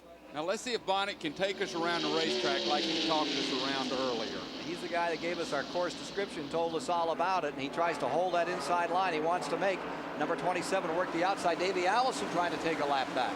Bodine is in second. Earnhardt is in third. Terry Labonte is fourth on this try once again under green. Wild day of action. 52,000 seats, every one of them full. Standing room only was canceled out about 10 o'clock this morning. It is a record crowd in Richmond, Virginia, as you watch on the Superstation, one of America's great NASCAR classics. 400 laps on a 3/4 mile track, and Wallace is pinned into some of the competition up in front. And here's number 11. That's Terry Labonte. He's running in fifth. Elliott's there with him. Ricky Rudd in that scramble a little further back. Up in front, Neil Bonnet trying to stay in that lead lap, but now 27 is down on the inside, going beneath him. 3 wide going into turn 1. Dick Trickle on the inside. Dave Marcus backs out and only makes him 2 wide. Wild action all through this first and second turn area, and of course that turn 2 is the one they say is one groove. Look at Neil Bonnet not wanting to give up a shot at making up his lap. Stays right there. What a show he's putting on with Wallace. Wallace is the new leader. Neil Bonnet trying to get back up in that lead lap. Both of those cars are really shaking, and the 21 car of Neil Bonnet and the 27 car of Rusty Wallace. What is really neat, Neil is not giving up, and we said earlier, Rusty's car is just not hooked up like it was earlier. Earnhardt and those people are coming to the front. There's been a caution every 20 or 30 laps, so Neil knows if he can get out front, he can get that lap back. And he is running 17th over on the field, the leader 1 lap down. 17th overall in the race, trying to get his lap back. There he goes for it again. Back straightaway. See some of the speed turned out, and Neil Bonnet is back around again and almost getting touched here by that number 27. I tell you, Neil Bonnet's a lap down, but he sure looks like he has a strong race car. Right now, he's made the lap up, but he's in the tail end of the lead lap. Very tail end. And he's about to get the tail snapped as number 27, Wallace, digs in at the bottom of the racetrack. Tries to put him a lap down again as they go to turn 3. Phil, let me ask you a question. In a situation like this, why would Rusty push it so hard and take a chance of wrecking his car or having a trouble when he's comfortably in the lead? He's fighting tooth and nail with Neil Bonnet. Why would he do that? I think he's having fun, Johnny. That's what it's all about, racing side by side. I think he's having a ball. Always wondered why you guys did that. I knew you weren't real smart, but I tell you, they're racing hard, and Rusty's not giving him an inch, and he tries to look how close they are, swings back out, tries to make the move again. Neil is doing a heck of a job. If you think they're close, take a look further back here as you get to second, third, and fourth. There's the 5 car in second, Ricky Rudd in the green number 26 in the third. Then comes Terry Labonte in Junior's car in fourth, and Dale Earnhardt in fifth, and they're all in a muddle. Great racing. And up in front, Neil Bonnet just doesn't give up as he contends to get his lap back from leader Rusty Wallace. More live from Richmond in a moment. At Richmond, Virginia, Derek Cope of Spanaway, Washington, in the Whitcomb car number 10 has gone back behind the wall.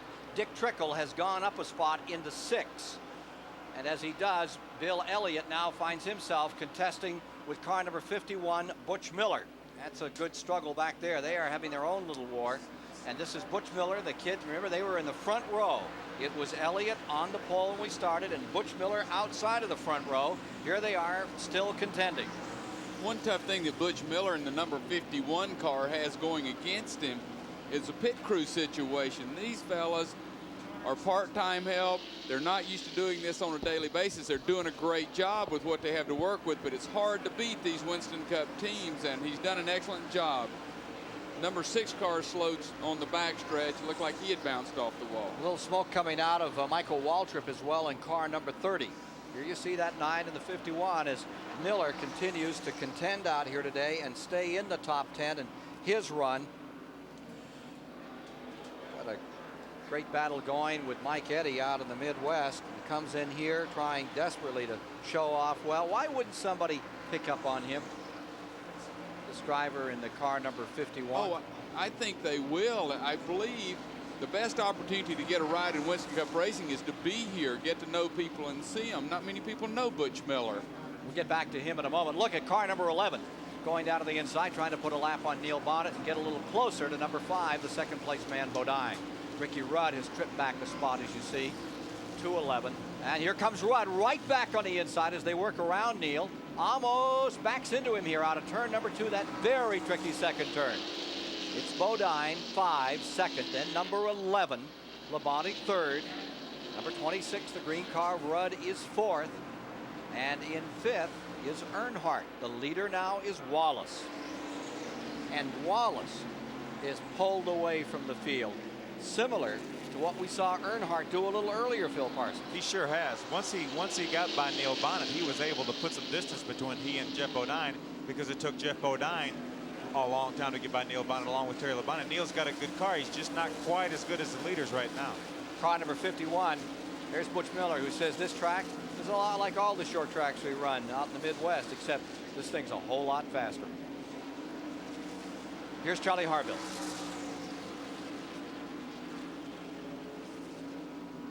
Charlie trying to get away. Been during the race, Kevin. The car is running really good. Right now it's a little tight like it was when we started the race, but I think after the next round of pit stops, hopefully we can get it loosened up and fast again. Kevin Hamlin, crew chief for Butch Miller, whose real name, the area right Johnny Hayes will know, is Henry Miller, like the late Orville of the Province of Capricorn. 212 laps are complete. Henry Miller, that doesn't sound like this. I like Butch. You know what they used to call him? Huh? You know all those scars that Butch Miller has? A scar up here in his forehead and one on his nose. When he was a kid, he used to fall down a lot, and they called him Bumpy back home. Bumpy Miller. Bumpy Miller. Here's 27, Smooth Mr. Wallace out of St. Louis, Missouri, continuing to lead here this afternoon. He's got himself almost a full second on second place man Bodine, and the challenge is for second place. The Chevrolet, the Hendrick stable car, is right there in second, but here comes Junior Johnson's number 11 with Texas Terry Labonte at the controls, closing down on Bodine. What a job this guy Labonte did Talladega back at the end of July. He really was in the scramble and pulled it off. Now here he is trying to move up through. He's only 3rd on the field. He's been consistently there all day. That car's run up front all day, and Phil May can tell us, I don't know if he's just sitting there riding whatever, but he's running first class all day, and he's not forcing it for the lead. I would say that Terry Labonte is a smart enough race car driver. That's exactly what he's doing. Now, Dale Earnhardt, he's mired back now in 5th position. I think he doesn't like to be there. I think his car may be a little off right now. Not the dominant car it was before this last caution flag. But Terry Labonte is smart enough to save his equipment. Not saying Dale Earnhardt's not, but when Dale Earnhardt can lead, he's going to lead. Terry Labonte was probably content to ride 3rd and look for the end of the race. What has backed that number 3 car up? What slowed Earnhardt down? I really don't know, Ken, unless he got beat out of the pits. So that crew doesn't get beat very often out of the pits. They may have made an adjustment to the car to try to make it a little better, and it may not have worked. That may be why he's 5th, because otherwise it would have been awful hard to beat him out of the pits. Phil Parsons has joined us. He socked the wall early on, and the race was just underway, hard up in turn number 2. Get black and blue out of an incident like that, you feel it the day after? Not really, and that wasn't too hard a lick, really. The rear end housing took the whole lick. It really wasn't the wall that really did all the damage. It was the other car that hit the rear end housing and just bent the housing. So it really wasn't a hard lick, and I won't feel a thing tomorrow. Well, there's the Earnhardt number 3, Phil. It's maintaining that 5th spot and not picking up much ground on those leaders. The leaders are Wallace first, Bonnet second, Terry Labonte third, Ricky Rudd is in 4th with 219 laps complete at Richmond. TDS Sports live at Richmond International Raceway. The Richmond 400 now past the 200 lap halfway mark. And let's take a look at our Goodyear mid-race report and bring you up to date on who's done what so far. Standings, first of all, showing us with 200 laps complete, an average speed of just 80 miles an hour. A lot of caution. Look at that, 11 cautions for 64 laps in the race. So of the 36 that started here, only 24 remain. A lot of attrition in this event. A lot of yellow flag activity.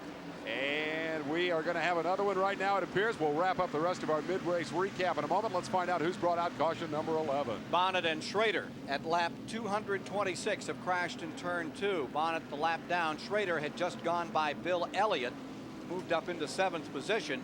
And now that car, you can see damage to number 25 Chevrolet. Schrader trying to get back into the pit area. And again, it's that turn 2 area. This is just an example of Neil got a little loose, got into Schrader and turned him around. That really wasn't the racetrack. Neil just got a little loose on the inside of Schrader and turned him around into the fence. And that's right where Neil told us was the toughest place for him to get through the racetrack, and he'd break away easy. Elliott sneaks through on the inside, almost got collected by those spinning cars, and he continues on his way. Again, the drivers are using this opportunity to get on pit road. That is the 12th caution of the day. You're going to need a computer to add up the laps under caution here this afternoon. 10 lead changes among 7 drivers thus far. 36 cars started, 24 remain on the field in our live coverage of the Richmond 400. Back to Dave Despain. And my computer tells me, before we were so rudely interrupted, that we're now working the 65th lap of caution in this race. And let's pick up the rundown here. Wallace has emerged as the leader. Earnhardt, down in 5th spot, had dominated it early, while Rusty ran about 5th. Now they've swapped roles, sandwiched in between still Bodine, Labonte, and Rudd, and that has been fairly stable. Dick Trickle, Bill Elliott, who sat on the pole, Butch Miller, who was on the outside of row 1, Kenny Schrader before his crash a moment ago, and Harry Gant rounding out the top 10 again at mid-race. That was at the 200 lap mark if you've just joined us. It's been a magnificent day for racing here all afternoon long, and these 52,000 folks are just eating up the action here, as it has been a spectacular, a crash-marred, but certainly an exciting Richmond 400. We're enjoying bringing it to you, and I got a feeling that we're going to see every bit as much action in the second half of this race as we did in the first half. That's the Goodyear mid-race recap of what's happened up until now. As we prepare to go back to a green, let's go back topside to Ken Squire. Now the field getting filtered through the end of pit road here. Michael Waltrip had been showing some smoke. He's back on the track. Directly below me is the Donlevy car number 90. And that car has Lenny Pond aboard today. And what a response he got when he came on the track this morning. Big favorite here in the Virginia area. Long-time campaigner. It's good to see Lenny back. Now another thing for Johnny's gossip column. I happened to be at the International Hot Rod Association in Indianapolis. We had great racing up there. What did you learn? An inside story. Paul Candies of Candies and Hughes from St. Charles Parish, Louisiana, bought property in Mooresville, North Carolina, and made plan to start a Winston Cup race team next year. Look for that to happen. Like Raymond Beadle and Kenny Bernstein. Well, we're back under green. Here we go with Wallace out in front. Terry Labonte in the number 11 is in 2nd place. There's a lap car, Davey Allison, in between them. Then in the 3rd spot is number 5, Bodine, hanging in, having a great afternoon. 4th is Ricky Rudd. 5th remains Earnhardt. Bill Elliott's back to 6th. Gant is up to 7th. Dick Trickle stays 8th. Darrell Waltrip 9th, and Butch Miller rounds out the top 10. We're at 229, 230 next time by. Again, we had a driver change in the 16 car. I'm not sure who got in it. Maybe one of the pit reporters can check on that. But he came in with 1 lap to go, and they definitely changed drivers. Driver change on Larry Pearson, and they're continuing to work on number 25. Let's go to Richard Childress. I'm standing by with Richard Childress, the car owner for Dale Earnhardt. You fell off the pace there for a while, Richard. What happened? Well, Dale's just really hot inside the car right now. You know, we was trying to get him some air ducts and stuff on the car. Got beat out of the pits, and right now we're just trying to hold on. We can get him back in here try to get him cooled down some. I thought I saw you change the wedge a little bit on your last stop. I didn't.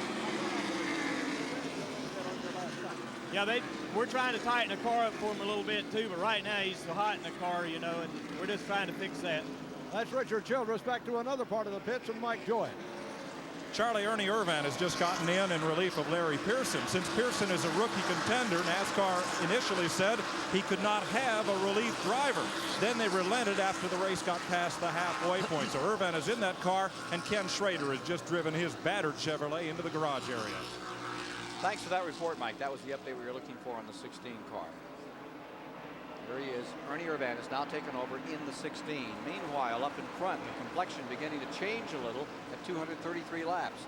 As Wallace continues to lead, and Labonte lies second with Rudd third and Bodine fourth. That change is Rudd up into third. And all of a sudden, Earnhardt is on the move in the number 3 car. Earnhardt is beginning to show some strength again as they come out of turn number 4. Here he is around Bodine and around the lap car of Allison. That's Earnhardt on the move. He's up to 4th. I tell you, Ken, you know it's hot outside and hot in those cars when Dale Earnhardt gets hot. Bodine falling to 5th. But he wishes he had that cool suit today. He's not very comfortable in those things, is he? Doesn't like them. No, I tell you, there's really very few cool suits out there today. I didn't wear one. I know I talked to several other drivers that didn't wear one. I think, you know, we get our mindset. It's going to be hot. We're going to do it. It's going to be no problem, and we just don't put them on. It's 94 degrees outside. What is it inside? I would think probably 110 to 120 degrees. Must be roasted like a chicken after 4 hours out there. Well, I'm not sure. I only ran about 4 minutes, so I'm not really sure how they're feeling. I never said they were smart, Ken. Rusty Wallace out in front. Terry Labonte in second.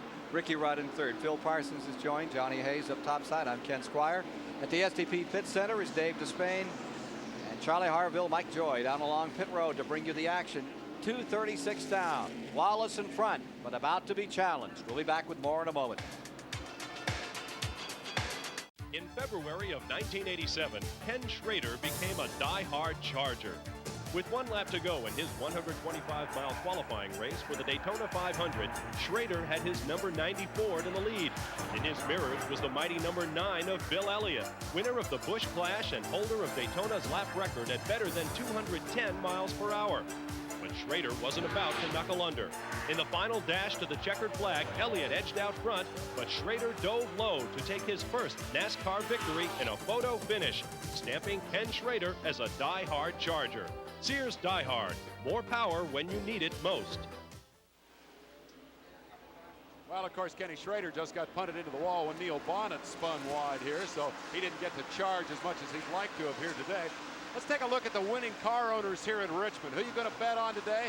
Well, Richard Petty's already put the 43 behind the wall. Petty Engineering has won 13 races on this racetrack. So you got to start looking at Terry Labonte's number 11. He's been top 5 all day, and his car owner, Junior Johnson, is next in the rankings. He's won 8 times on this racetrack. Bud Moore's machine is out for the day. Brett Bodine retired with a blown water pump. I got to think Terry Labonte and Junior Johnson's car might get a nod just on the basis of car owner success here in Richmond over the years. They're racing hard. Let's go back up topside to Ken Squire.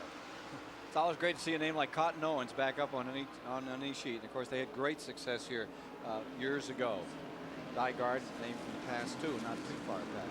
Here we have Wallace continuing to lead. He's diving down into turn number 1 and lap 2:48 of 400 to be run.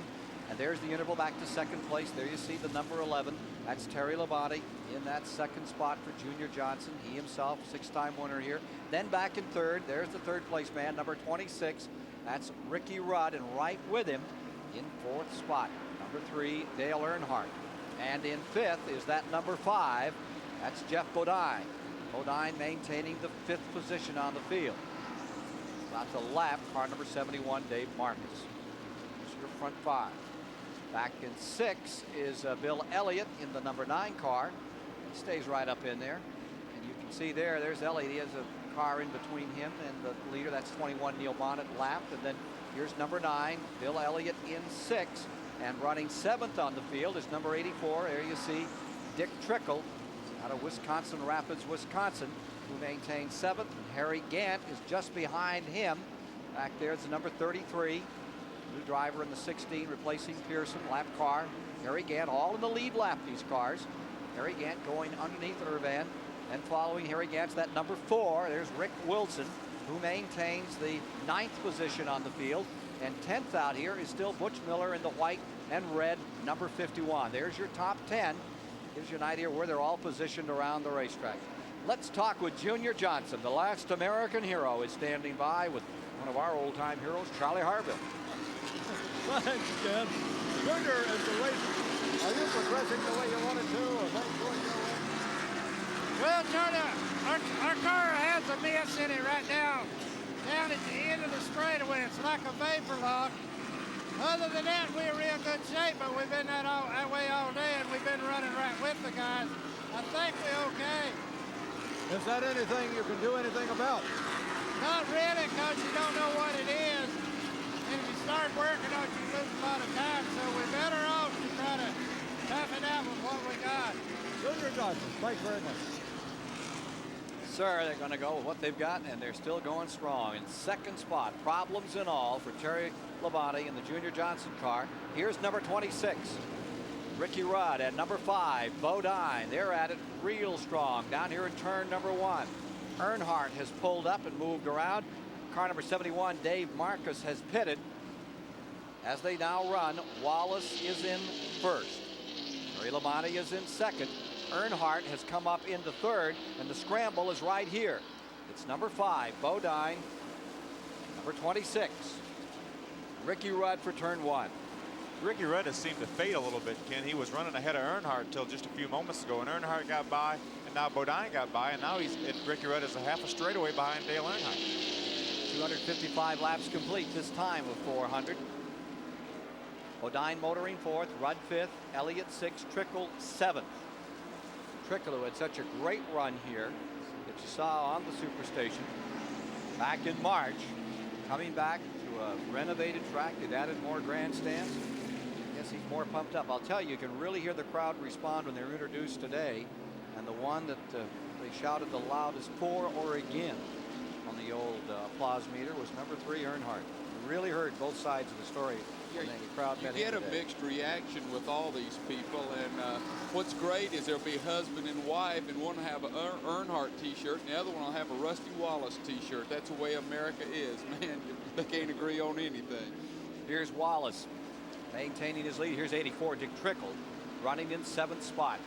Now, Dick Trickle has been notified that he will not have that ride next year, so he is looking for a ride. And these people drive hard, and they're giving it everything they can because they are looking for a place to go drive.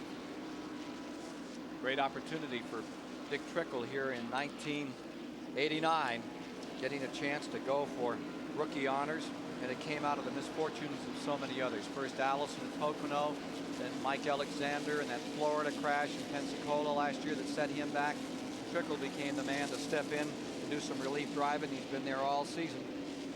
And as they battle, here's a guy that's well up in years, but still fighting for rookie honors in the Winston Cup campaign. Now we showed 259 complete. And we're back with Rusty Wallace up in that front running spot. He has had a checkered career as far as this race is concerned. Been here 5 times. His best finish is 11th back in 1984. That was back when he was a rookie in this event. He's crashed the last 2 times he's been in it, but today he's running well. Terry Labonte maintaining that 2nd spot. There's Bobby Hillen, better than a lap down now. Being shown in 21st overall was Hillen. Number 3, Earnhardt sorted himself out, and he's making a charge back up on number 11 and 27 for those top 2 positions. Still got a ways to go with 261 complete here today. Guaranteed one more pit stop. Make it a little interesting. Sure, they're looking for another caution. Those guys out in front help those tires. How long will those tires hang out before you begin to lose some traction, Phil Parsons? Again, I really don't know, again, because I didn't run long enough, but I had heard some stories that in testing that they would get to a point and then they would just fall off immediately. They wouldn't gradually fall off. They would get to a point and then they would fall off all at once. So I'm really not sure, and we probably haven't run long enough to find that point yet. Darrell Waltrip is running in the 11th position. For more on that story, let's go to Mike Joy. I'm standing in his pit, Ken, with Kenny Schrader, who's out of the race first. Kenny, what happened to put you out? We started around Neil, and Neil must have got loose or something. He knew I was there, and he signaled me to go to the outside. There ain't nobody out there we trust any more than Neil, so, you know, something must have happened to his car. But your day's not over yet. We're just gonna, Daryl's power steering's out. We're just gonna hang around here for about 25, 30 laps if he needs any help. That's Kenny Schrader. Kenny Schrader, one of the great sprint car drivers in America. What do you think of those sprint car drivers?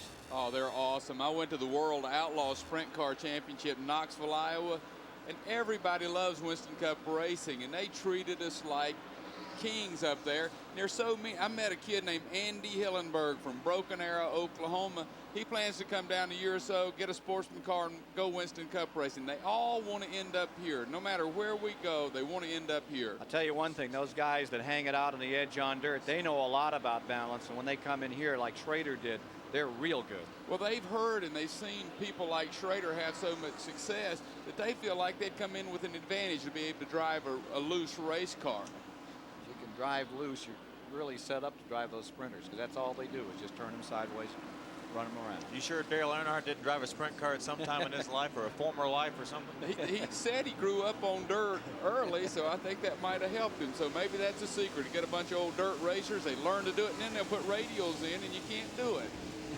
Alan Kowicki in car number 7 giving us these pictures as he goes around in the Xerox car. Remember, he's many laps down after he had an altercation early in this race, and he came in here with such high hopes. He's right behind the leader, Rusty Wallace, in 27.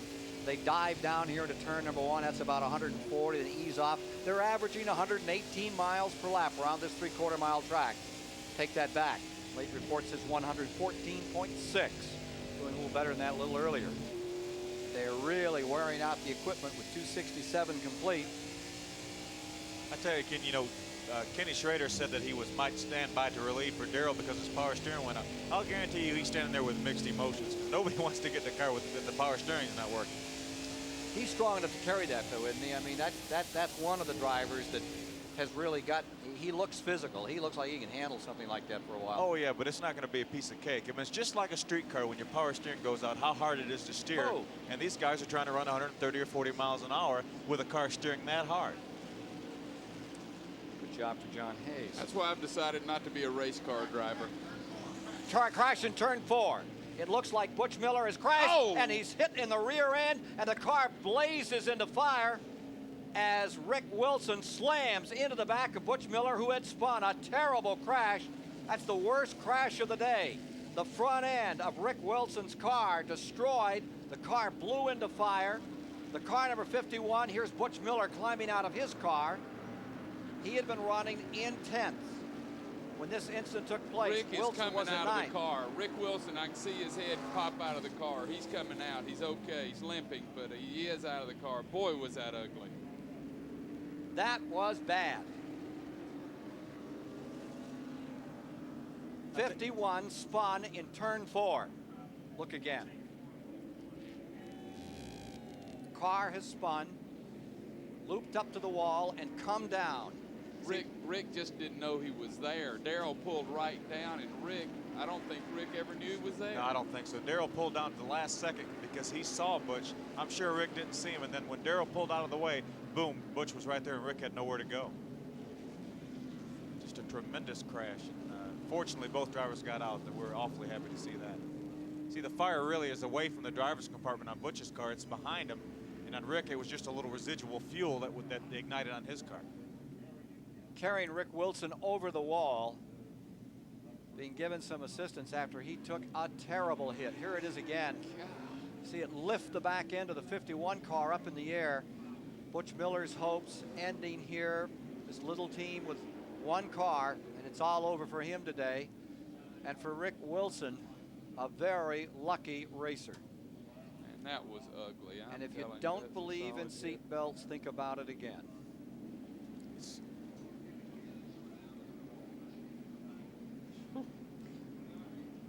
271 laps are complete. There are the remains of car number 51, Butch Miller. It's over for him and Rick Wilson. We'll be back in a moment. 13th caution of the day. Major catastrophe in turn number 4 of the Richmond International Raceway. We're with you live. Let's take a look now again in replay. at what happened as they came out of turn number 4. You see Rick Wilson over here. They have him on the ground behind the wall now. 274 laps are complete. See if we can, there's the impact, the spin, and then both drivers were blessed. They both were able to walk away from it. Here is Mike Joy with Butch Miller. Butch has got his hand here in a bucket of ice. Butch, first off, are you okay? Oh, yeah, I'm fine. What happened up there? Well, I've been fighting a brake problem since lap about 5 or 6, and I'd been pumping the brakes, you know, and if I pumped the brakes the full length of the straightaway, I would have brakes by the time I got to the corner. Well, surprise, surprise, when I got into 3, I had none. Well, you had a super run here today. You'll be congratulated on a great race. Sorry it ended up this way. Thank you very much. I know you'll be back. Oh, we'll be back. Okay, good. That's Butch Miller. Butch Miller, the car number 51, the whole back end gone off that car.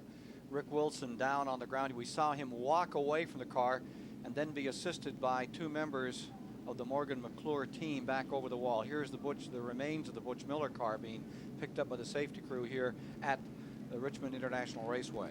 We're showing 275 laps complete, and Johnny Hayes was saying that caution. You had a crash just exactly like that up at Caraway, Phil. I sure did in Ashburn, North Carolina, back in 1982. Here we see administering to Rick Wilson here for just a moment. We'll get back to you in a second. Let's hope that he's okay. The good news is we did see him walk out of that thing. I think they're taking some extra time with him, some precautionary measures with Rick Wilson. Charlie Harville, what's happening down there? Giving him oxygen. Can you give us an update?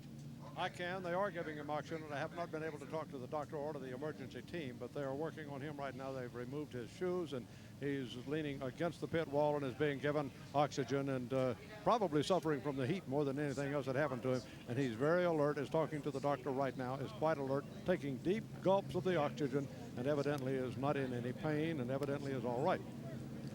Johnny Hayes? Well, a lot of time, he breathed a lot of smoke and the fire was in there too. And they also a lot of time will give you oxygen just as a precaution to make sure you got good fresh air in your lungs. There you see the remains of his car going from 100 miles an hour to 0 in about 10-15 feet as he slammed into the back of car number 51 with no place to go. Waltrip was on the inside. Waltrip had taken the evasive move. He got through. Rick Wilson did not. You had the similar crash at Caraway. I sure did. I was following Butch Lindley, who's now in a rest home in South Carolina due to a racing accident.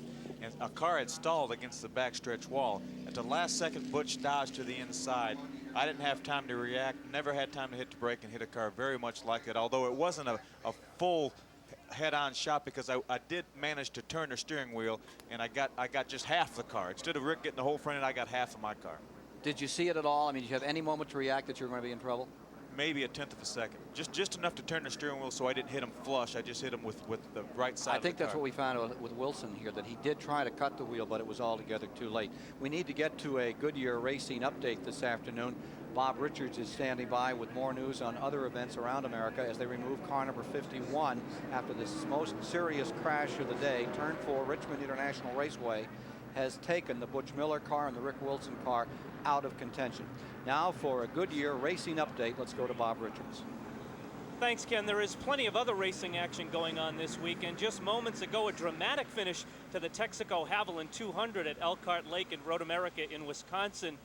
Danny Sullivan, the pole sitter in the event, went totally off the track, passed on the dirt Michael Andretti, who ran out of gas on the last lap to win the event. Teo Fabi, as you see in a Porsche, was second with Rick Mears third. Now, earlier today, Alain Prost popped the Victory Circle champagne at the Italian Grand Prix. It was his 39th career win. Gerhard Berger was 7 seconds back in second with Terry Boots in third. With the win, Prost extends his points lead over teammate Ayrton Senna, who was forced out of today's race with engine problems. Well, the IMSA GTP stars are strutting their stuff in Sonoma, California this weekend. Jan Lammers in the Jaguar, the top qualifier. He earned the top spot yesterday with a lap that averaged better than 108 miles an hour. Finally, Doug Wolfgang won the featured event at Selinsgrove Speedway in Pennsylvania last night. The first place finish was worth $51,500. That's one of the biggest payoffs in U.S. sprint car history. Well, that's it for this Goodyear update. Once again, back upstairs to Ken and Johnny. Thanks, Bob Richards. The report being very verbal is Rick Wilson. He says, you be sure the folks at home know I'm all right, not to worry. And I do want to tell Teresa, his wife, that Rick was going to fly home with us tonight, but we'll take care of him. We'll watch him closely, and we'll be with him. Hopefully, we'll just meet you at the airport because I think he's just shook up a little bit. So don't you worry, Teresa. We'll take care of him. He's being taken back to the infield hospital here at the Richmond International Raceway after this hard crash. Again, he did walk away.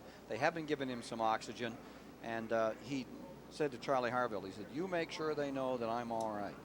But he took an awful lick. The cars are now at lap 278. The front of the field looks like this. Rusty Wallace continues to lead. Terry Labonte is in second. Dale Earnhardt third. Jeff Bodine is in fourth. Bill Elliott is fifth. Harry Gant is sixth. Dick Trickle is in seventh. Hut Strickland is in eighth. Ricky Rudd is ninth. Darrell Waltrip comes to 10th. A lap down in 11th is Neil Bonnet. 2 laps down in 12th is Lake Speed. And 13th, 3 laps down, is Davey Allison, followed by the Larry Pearson Irvan car. And then Jimmy Means is 16th.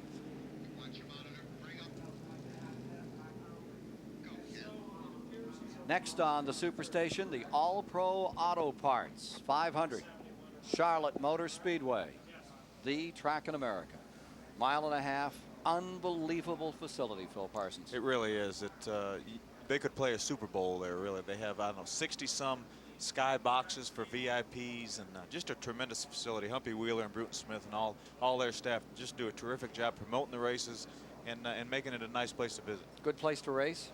Well, it really is, and they've worked at that. You know, we had an asphalt surface that wasn't very adhesive, so they come up with a new compound that they use at Dover, rubberized asphalt, to give the cars better adhesion, and it looks like we're probably going to run radials at Charlotte also. Ought to be a wild show, and you'll see it here on the Superstation Sunday, October 8th. Please be with us at the STP Pit Center. Here's Dave Despain. All right, Ken, we want to update our True Value Hard Charger points here at this juncture in the Richmond 400. Dale Earnhardt still sits atop the stack. Keep in mind that in the overall standings, the race for $50,000 in year-end True Value money, Rusty Wallace is the runaway leader, but Wallace has had to come from the back, and while he has been leading of late, it is Earnhardt who is piling up points at the rate of 5 per lap early in the race, and as a result, he is sitting atop the chase for the $1,500 award that will be given away today. Bill Elliott has been very consistent all day, as has Labonte, Bodine, and Rudd, so they're second through fourth in the standings. But Earnhardt, piling up points every lap, has been the hard charger here at Richmond. Question now is whether he can charge back up to the front, get himself cooled off. We understand the problem for the guy they call Ironhead, who is certainly one of the iron men of this sport, simply overheating in the cockpit today, and that's unusual for a tough guy like Earnhardt. So he's not out of it, but he sits at the top of these standings for the moment. Let's get back to green flag action here. There you see Earnhardt. You see the left door. The right door, when you look at it, has a big dimple in it now in car number 3 as Earnhardt settles in third spot. Lap cars pulling up. And Darrell Waltrip is 1 lap down. The 17 car you saw going by is in 10th spot, a lap down. 9 cars in the lead lap. Wallace leading, Labonte second, Earnhardt third as we go back to green. When they come around, they'll complete 282. 4th is Bodine, 5th is Elliott, 6th Gant, 7th Trickle. 8th, the rookie, Hut Strickland. That's the second rookie. Trickle also treated as a rookie. Then 9th is Ricky Rudd. Ready for the start. Here you see Wallace from the point. Terry Labonte, who's driven a consistent, smart race all day, stays right there with him. Down to the line. I wonder if Darrell Waltrip spent some extra time fixing his power steering problem, because he wasn't a lap down, I didn't think, but now he is. So he may have took some extra time to fix that power steering trouble to try to go on and win the race. If we can get a report from Charlie Harville or Mike Joy as to the condition of the power steering of Waltrip's car, that might prove interesting. Taking some extra time to try to get that car sorted out. Look at Wallace bust away into the lead. Terry Labonte lies. Whoa, second. right in front of us. Davey Big. Allison spins it big right in front of us. Down across the line. He's in the grass, keeps going, no caution. No yellow. He didn't touch anything. He just came off of that turn sideways and went around, so no one hit him. He just lost it. No caution flag. We're still racing. And out of the turn, here is 27-year leader. Right behind him, there's number 11, Terry Labonte, trying to close time. Again, Wallace got a great start, got a terrific jump. Out in the back is car number 26, Ricky Rudd. Here's the replay of what happened to Davey Allison. Looks like he just lost it. Looks like the car just got a little bit loose. He may have gotten some of the speedy dry left from the accident we had moments ago, and he just looks like he just got around on him. I think that's exactly what happened, because there was some stuff. They tried to blow it off, but you can still sit on the racetrack. He's back underway and okay. Davey Allison, who's been running in 13th, 3 laps down. Leader continues to be number 27. Mike Joy can give us an update as we watch this battle for the lead. Ken, they thought they might pit Davey Allison after that spin, but he says the car's okay. Darrell Waltrip reports his power steering pump is working once again. And on the last lap of that caution, Ricky Rudd made a move that may be pivotal. He made a pit stop for gas only. He was the next to last car on the lead lap, so lost very little track position. But with that gas stop on lap 180 or 281, he may be able to stretch and go the distance if we stay caution-free. That chance. Here's Ricky Rudd, currently running 8th, and he is closing on Trickle. He is moving in now on. There you see number 84 and the number 33, Harry Gant. Gant is your 6th place runner. Trickle is in 7th. And in 8th is Ricky Rudd in that combination of 3 cars. It's a record crowd watching this event today. Terry Labonte has run down Rusty Wallace. And we may see us a good fight for the lead. Dale Earnhardt's just within striking distance too. Here's the 27 out in front, closing in as 11. And we've got trouble up in turn number 2. It's Irvan in the 16 car that have been running in 14th position. And they've taken the back end off that one. There it is. It's become a demolition derby out here today. Caution 14. Do you believe it? That's getting up towards a record. Like you said, they go around, you're going to tear the back end off your race car. There's just nothing you can do. There it comes back on replay. Boy, he hit it hard. Just got out of the groove, and boom, it just shoots up there. Got a Wreckham record here today. 14 cautions. That spin and crash on car number 16 eliminates another one. Wallace holds on up in front. The fans have not been able to sit down the entire race. You notice they're all standing. They've had to stand the whole day. They're ducking a lot over there in turn 2. Every time they come around, there's somebody else backing into that wall. They repainted the walls last night after Bobby Hamilton won the Grand National race, but it looks like about a year's abuse as you look around here now. They're all carved up. Mike Joy. Well, Ernie Irvan standing here in the pits. Larry Pearson had gotten back into that car, so sorry, Ernie, if we blamed you for that one, but it just got away from Pearson. Dick Trickle came in here for a quick stop, locked up the left front brake, took a cold, wet rag out there as it's getting very warm inside those race cars. Okay, good to know that Ernie Irvan is there, and Larry Pearson, his regular driver in the mount, that took the shot, and he's okay too. Ernie Irvan, number 2. Remember, he had problems a little earlier, standing by in relief.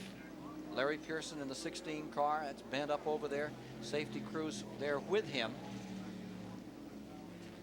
Looks like he's out of the car and going to walk over to the ambulance and be brought back for a checkout at the infield hospital. They're talking about a blown engine on car number 16. The word we're getting that maybe the engine let go and swapped him around. Ken, if this goes on, people like Alan Kowicki and Mark Martin may really dodge a bullet in that points battle, because a lot of good cars have fallen out, and they may get a respectable finish out of this thing before it's over. Yeah, where is Kowicki? About 20th now with all these cars falling out? Remember, he's down about 24 laps. Oh, that's sadness for the Pearson crowd.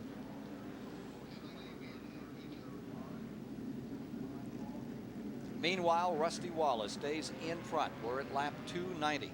Last year, Rusty Wallace made a late season charge that nearly carried him to the Winston Cup Championship. He's trying to do that again, but he has a lot on his mind. The Rusty Wallace story is a common one in big-time sports. It's off the playing field and into the courts, asking to break a contract which has a year remaining. Rusty and owner Raymond Beadle have been battling each other, and key members of the crew have been forced to choose whether to stay with the owner or go with Rusty. It's not the sort of environment that it creates esprit de corps, and yet the Kodiak crew have generated much of the same second-half excitement that carried them to within a hair's breadth of last year's championship. They've won 3 of the last 4 races and have closed to within 73 points of leader Dale Earnhardt going into this Richmond 400. while Wallace's hell for leather style on and off the track have led to a love-hate relationship with the fans, you can't help but admire Rusty Wallace and his team for their ability on Sunday afternoon. If everything stays together, baby, we're going to rock and roll, and that's what we're doing now. We're just standing on it going, and championship is in our eyes. The only way they're going to beat me is if I break down, and we don't plan on that. And according to the Hayes Inside Report, it'll be Raymond Beadle and Rusty Wallace together again for another year. And the colors will be that of Miller Brewing on that car, and that will be a major change. But Rusty will stay with the same organization, including Barry Dodson, who I think is one of the best there is when it comes to putting a wrench on a race car. Well, he's Phil and ours neighbor. He used to live right between us, so we know the inside of all this stuff. We just ask Barry what's going on. He lies to us. Well, there you see the back end of Pearson's car. He really took a terrible shot as you see that car being pulled away, worse than it originally looked. Here's Charlie Harville. He has an update from the hospital area. I have Dr. William Hensroth of St. Mary's Hospital, who's in charge of the hospital area here in the infield. What is Rick Wilson's condition, Doctor? It's good. His vital signs are all stable. He's alert and talking to us. There was no loss of consciousness. We examined his blood pressure was good. He was a little overheated. We gave him some oxygen. His chief complaint was his feet. And so we're going to send him to the hospital, x-rays of his feet. There was no obvious fracture, no deformity, no significant swelling, just pain in his feet. We're going to get those x-rayed, make sure he's all right. Thank you very much. Okay. Dr. William Hensroth from St. Mary's Hospital. Story on Rick Wilson, the driver of number 4, that rear-ended car number 51, Butch Miller, after Miller had spun on a 360 in turn 4, come to a halt. Rick Wilson had no place to go but dead on into the back. A violent crash, a tremendous eruption of flame. Both drivers able to clamber out of their cars. Car number 26, Ricky Rudd, right now is pitting as the rest of the field motors by. Here's Dave Despain. Ken, I got curious this morning and thought, how many moving parts are there in a race car? We made a tour down through the garage area and just asked some crewmen at random. We got some pretty interesting answers. Barry Dodson, Rusty Wallace's crew chief leading the race, said, I don't have a clue. I don't have any idea how many. Ernie Irvan's guy said, well, a lot. We thought that wasn't very specific, so we went to Kirk Shelmerdine, who said there are 1,476, depending on whether you count Dale Earnhardt as a moving part of the car. We think they should. A little bigger number, now that remember, that was 1,476. Meanwhile, Rick Wilson's team said 21,097, counting Rick, and of course most of those parts are bent on that car after this afternoon's race. Richard Petty's a little higher estimate. He said probably 1 billion. And the best answer came from a member of Dick Trickle's team who said entirely too many if you have to come here at 6:30 in the morning and get all the wrenches out and tighten them all up. The point is they don't know. Great report, David. We're back under green. Back they go to turn number 1. Wallace steaming out in front. Terry Labonte maintaining second. Dale Earnhardt side by side with Terry Labonte for second. 3 in the 11. Jimmy Means running very slowly the main straightaway. Did not come up to speed as the field broke away. Here comes Earnhardt on the inside of Terry Labonte, trapped behind number 21. Earnhardt trying to bust through side by side. It's Earnhardt, bottom of the racetrack for second place in the Chevrolet. He's there. Earnhardt back to second. Labonte falling to third. Bodine is fourth. Elliott's fifth. Going in sixth spot is Harry Gatton. Seventh is Ricky Rudd. Nose to tail, number 3 Chevrolet. Now going into second spot, Dale Earnhardt, fighting for the national championship. Terry Labonte's looking inside. Boy, he took a shot down the inside. He wanted to go through, realized that Jimmy Means was there running slowly, and eased off the trigger. Back straightaway, Labonte closes once again on Earnhardt, the man in black. That number 3 can get real wide about now. He's got one of the widest cars on the racetrack, and he's one of the most difficult men to pass that's ever been in a race car. Bodine maintaining that 4th spot. Going 5th, Elliott, 6th, Gant, 7th, Ricky Rudd, 8th is Trickle, 9th is Hut Strickland, 1 lap down. Here we go. Terry Labonte gets inside. Dale Earnhardt coming off turn 2. See if he can beat him down to turn 3. The 11 pulls ahead. He's got him. Pontiac in first, Ford back to second, Chevrolet falls to third, Chevrolet in fourth, Ford in fifth. Don't you know the Pontiac people love this, beating up on their competitors, and everybody thought it might be a different make, but Rusty Wallace has made it a great year for Pontiac. Yeah, they weren't even supposed to be in it. They got down to Talladega. Somebody forgot to tell Morgan Shepherd the Pontiacs weren't supposed to be that strong. Yeah, everybody kept saying the Pontiacs just won't work at different places except for Morgan and Rusty. Well, here's Rusty Wallace continuing to lead. 4-car advantage over the second place man, number 11, Terry Labonte. Labonte closing in turn 2. That very difficult, slippery skating rink that is turn 2. And he moves ever closer to the leader. 300 laps complete, 100 to go. How about the fuel situation from here, Phil? I would think that the fact that the leaders did not pit on the last caution flag, I think that means that they feel they can go all the way. Ricky Rudd pitted the time before because they may have been marginal, but I would think that everybody feels that they can go all the way. So it ought to be really a skate show at the end of this one. If it stayed green, wouldn't be anything left on those carcasses. It sure wouldn't be, but I'll tell you that they've really held up well, though. Look at car number 11 close up. Terry Labonte, number 11, is there. 1 car length away. First he was run down by Earnhardt. Now, typical of the fall afternoon, we're ready for a forward pass by number 11 to the inside. Moves Terry Labonte, pulling along beside Rusty Wallace. It's a Ford on the inside, Pontiac on the outside. Wallace attempted to close the door, realized the man was up to his fender, relented. Now they're out of 2, tight running. Terry Labonte stays bottom of the racetrack. What a great show. It's live here on the Superstation this afternoon. Sideways out of number 4 comes Terry Labonte. He gathers it back up as they steam into 1. And now into turn 2, which is 1 groove wide. 2 cars side by side. Wallace with the advantage by just about a fender. Now you're telling me that's fun, Phil. This is a fun part of racing? Absolutely. Absolutely. Most fun you can have right here. This is what it's all about. What scares me to death, have Earnhardt stuck right there behind you, Darth Vader just waiting to lunge on the victims. I mean, do you look over at each other in a situation like this, huh? If you have a long enough straightaway, sometimes you do, just to kind of see what their attitude looks. See what their attitude looks like. See if you want to lean a little bit the next corner. So, Earnhardt drove right by on the outside, and the 11 car pushed right back up. He may have a little problem with the tire or something because he dropped back pretty quick there. To 4th, Bodine 3rd.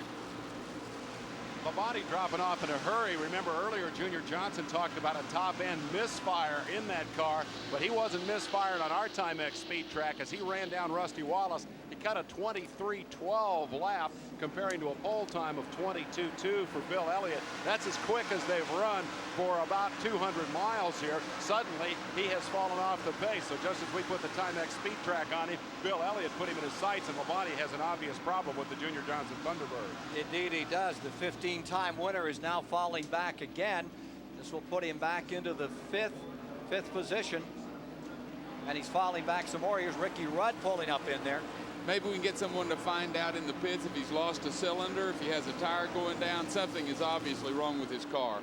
Sure looks like there's a cylinder off on number 11. The 26 scoots around, saying no brakes. A lot of them have no brakes. I wonder if that's all the story there. Being very tender with car number 11 is Terry Labonte.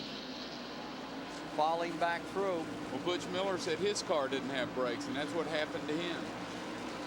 You've heard the story over and over again here at Richmond. I can remember when Richard Petty told us in the old days they'd run 150 laps here. No brakes, period, no brakes, just none. That was back before the days of disc. Boy, he was running so well. That's really tough. If he can just hang on, though, and catch another caution flag, maybe they can work on the brakes. He's probably boiled the brake fluid is what's happened. If he can just stay in the lead lap till they get a caution flag, they may come and cool him off, put some more fluid in, and he'll be right back going. Let's go to his pits, down to the number 11 pit area. Junior Johnson. Junior, what's happened to the car? Well, when he was going up there going after Rusty, for some reason the brakes went away. He either busted a wheel cylinder or something other. And one of the brake calipers. That's all it could be because he don't have no pedal at all. Is there anything you can do about that? Well, there's no way we can fix it. We'll just have to ride it out. Junior Johnson, tough day for the number 11 Budweiser car. There's a serious contender that will not be around at the finish of this one as Wallace sets the pace with his old buddy Dale Earnhardt right there in second. That's wild that those three guys are right there together. Rusty Wallace, Dale Earnhardt, and Jeff Bodine, those three running right together. This could be an exciting shootout. But more than that, don't forget who's fourth. Bill Elliott in number 9. And remember, he has a $152,000 bonus on this race. He won the pole in the skins game from Unocal. And if he can just pick up 3 spots, it sure can happen. He's going to pull it off today for big money here at Richmond International Raceway. There he is, maintaining fourth, trying to shoot down Jeff Bodine, Dale Earnhardt, and leader Rusty Wallace. More in a moment. We're back with you live at Richmond International Raceway, working lap 320 with Rusty Wallace in front, Bodine in second, Earnhardt falling back. I'd like to have you see what happened in lap 316. This is lap 316. This is the battle that was going on for second spot. This is Bodine on the inside in turn 3. Guess who's on the outside? Just one solid wrap. Ever so gently, just ever so gently. Now since then, it looked like a tire has flat spotted and Earnhardt has lifted a little out there and come out of it where he may be waiting. Well, I tell you, if I was Jeff Bodine, I'd sure hope that something happened. He could never get near me, because I have a feeling that that man will stick you back. Darth Vader loves to hit people. Number 27, Wallace leading, Bodine in second. You know, this is a payback game here, guys, and when you start keeping track of Jeff Bodine and Dale Earnhardt and figure out who owes who a hit, it's kind of hard to keep up with. The last one I remember was a couple of weeks ago at Bristol when this guy was the hit E, because Earnhardt came by and kind of caught the left quarter panel and sent him right off into the fence. Bodine was the loser in that one. I'm not even going to try to keep score between these two guys, but that may have been the payback that we just saw. They may be even now. I'm not so sure, and what happens is usually the payback comes the following week. You never want to do it to the other guy in the same race, right, Phil? That's the secret, because then NASCAR is watching so carefully. You wait till the next race or the race after, then you pay back. That's right. You don't say anything all week. You just wait till the race starts and then you do it. Let's find out what's happening with Dale Earnhardt as you see him running back here in third spot, about to be challenged by Ricky Rudd.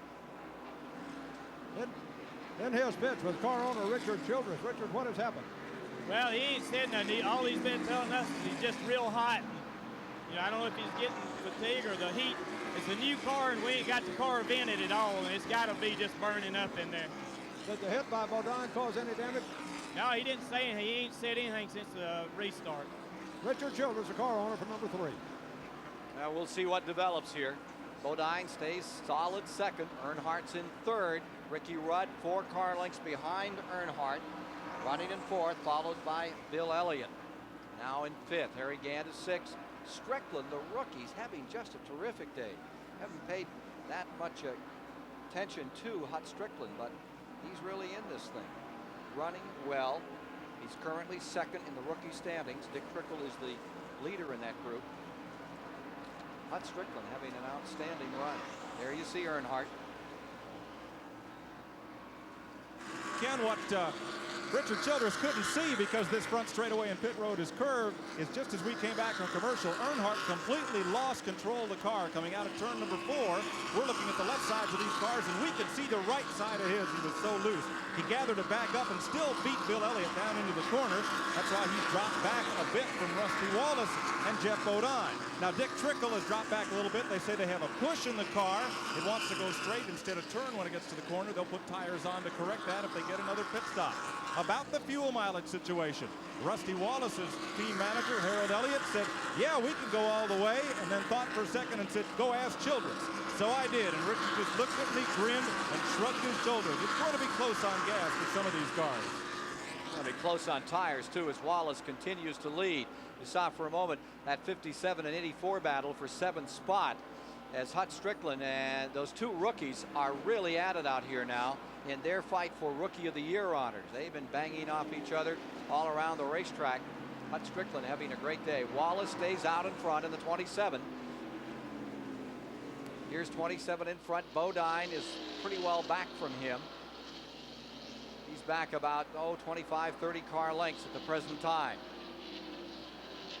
One thing I love about the Rusty Wallace team, with all the controversy, it hadn't affected their performance on the racetrack one bit. When it comes to business and tee it up on Sunday, these guys work well together and run good. and they may be motivated by the controversy. I don't know, but they're doing great. There you see that 11 car going to lap down again as Rusty Wallace. He's on a rampage now, looking for his 6th win of the season. Bodine stays in 2nd.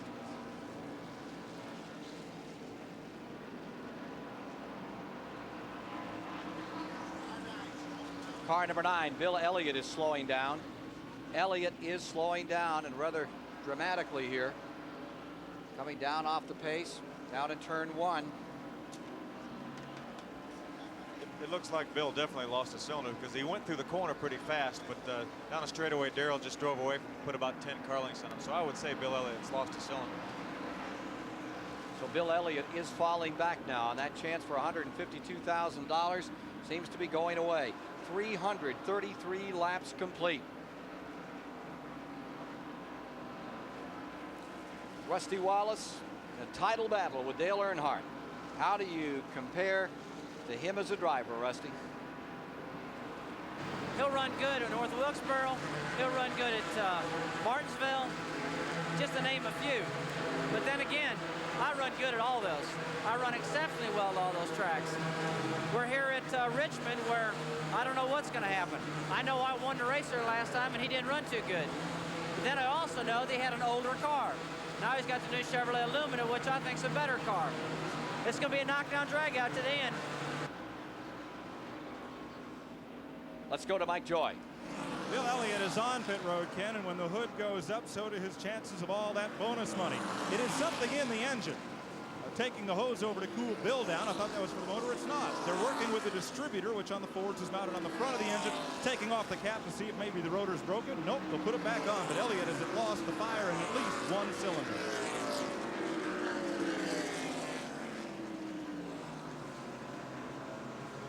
Set on the pole.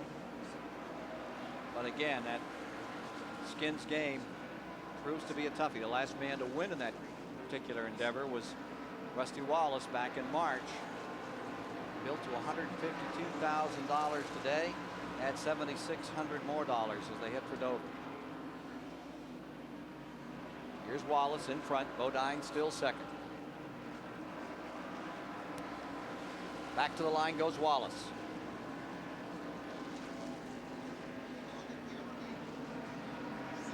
Great battle in 6th place among the rookies. That's continuing around the racetrack. Here's car number 84 and 57 in that struggle. That's Dick Trickle in the 84 leading the point battle. And here's Strickland just getting back around him again. They've been like this, and here comes 84 back on the inside. Hut Strickland in number 57 and Dick Trickle in 84. This is the battle for 6th position on the racetrack. And now Trickle is coming out of it. He gets a low line off the corner. Hut Strickland settling down and running a terrific race. Hey, we were joking in the driver's lounge in Bristol a couple of weeks ago, and Darrell Waltrip said, if Dick Trickle can be a rookie, I'm going to run my dad for Rookie of the Year next year. He said he's only 60 years old. Well, he doesn't claim to be 60. You know what a lot of people don't realize? Hut Strickland's father-in-law is one of the greatest racers that ever lived, Donnie Allison. Let's go to Mike Joy. Bill Elliott's engine will not refire, Ken. They put that distributor cap back on, took the air cleaner off, looked at the carburetor. It wouldn't fire at all, so Ernie just kind of dropped the hood in disgust, and they're going to push Elliott back to the garage area. Bill Elliott out of the race. $152,000 will not be spent today. And the struggle continues for 6th spot. This is a dandy. Strickland in the 57. And Dick Trickle, the old Midwest short track star. Here's Trickle back down on the inside again in that Stavola car, and 57 motors away another time. They've swapped that position about 6 times the last 15 laps, and they're having just a dandy scramble. Remember, Trickle is 1st in the rookie standings. Strickland is 2nd.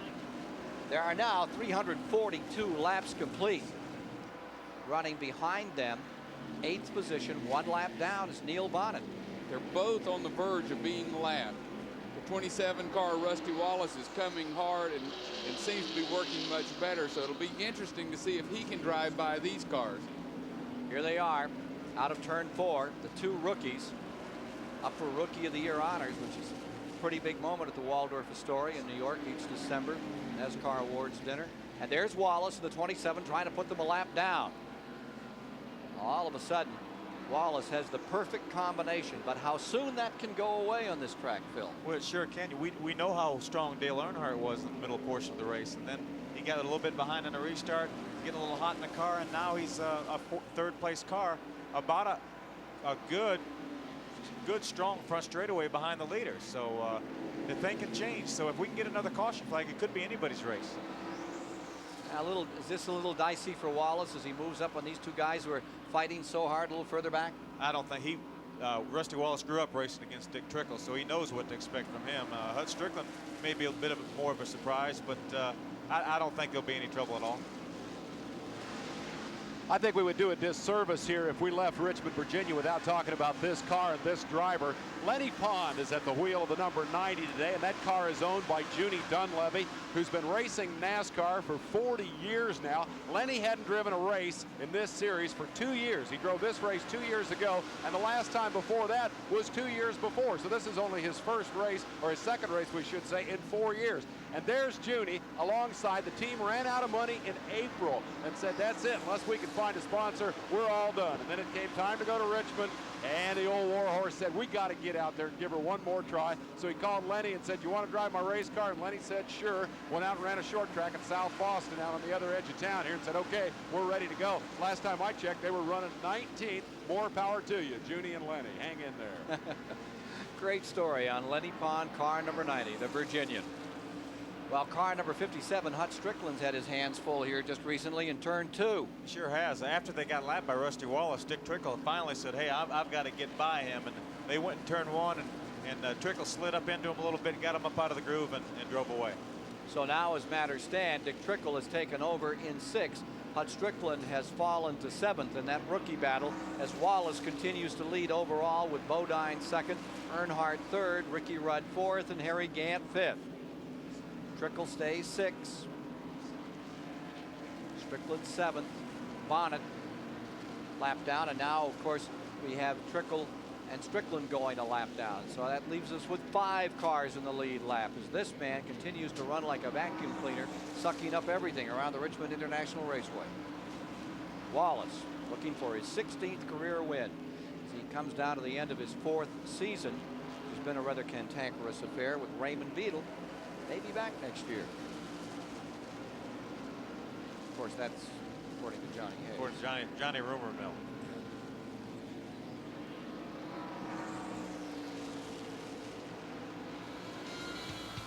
We'll be back. We move toward the finish. 351 laps are complete at Richmond International Raceway. 357 of 400 laps are now complete here this afternoon at Richmond International Raceway.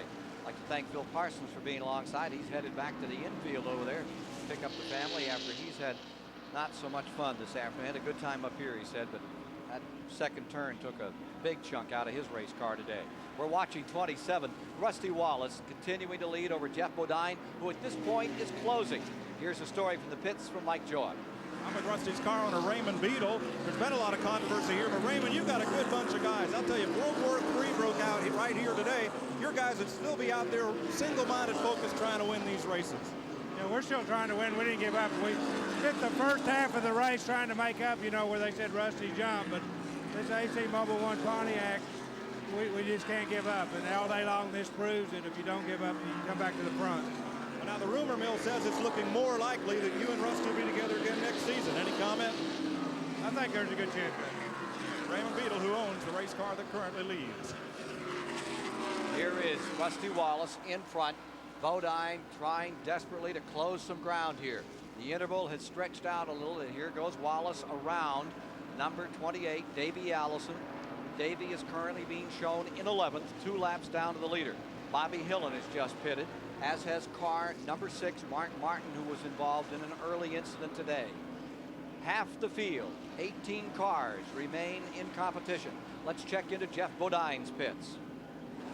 The crew chief here, Waddell, are you having any problem? Everything all right with your car? And can you catch Rusty Wallace? Well, I didn't get the question, but the cars seem to be running good right now. The big question is whether we'll make it on fuel. So we got to gamble with the rest of them. So, you know, we'll just have to wait and see if the caution comes out. If not, we're going to try to make it to the end. Waddell, you answered the question. Thanks very much. Waddell Wilson, the man with car number 5. And here is Jeff Bodine in that second spot. Earnhardt is maintaining third as Wallace continues to streak around this speedway with the lead. 10 lead changes among 7 drivers thus far. Well, I think we know that Bodine's going to have to gamble. They're not sure if they can go all the way. It'd be interesting to find out if Rusty knows for sure if he can go all the way. Indeed, if we can find out about Bodine and Wallace as to whether or not that we've heard about the Bodine car. I need to hear a little bit more about Rusty Wallace's efforts out there in that number 27. There's the 5 getting around Davey. See the tire mark on the side of that. Here's Mike Joy. Ken, everybody here has a can of gas ready. Now, Harold Elliott is still exuding confidence, but he's a good bluffer. I think that all 3 leaders are going to have to make a stop. They won't say because they're all pitted right next to one another, but I think they'll all be in before this is over. This is the first time we've run more than 40 laps in a row under green all day today, so no one really knows what kind of gas mileage to expect out of a full tank. And 364 laps are now complete, Mike. Get down into the final moments of this one. Holding on is Rusty Wallace in the 27. You know, for years he seemed kind of mild-mannered when he first came on the Winston Cup circuit. We asked him about his aggressiveness, and he said, I had to admit it, Dale was the one who got me started. He agitated the heck out of me. He said, hey, you got to win a championship, you got to run like this. Get out there and let it hang out. Go like hell. Heck, when I got to bash indoors, it kind of got to be fun, said Rusty. I got to doing that stuff and getting away with it. I got to thinking I can do this, and I've kept it up. Dale brought out in me something I didn't know I had.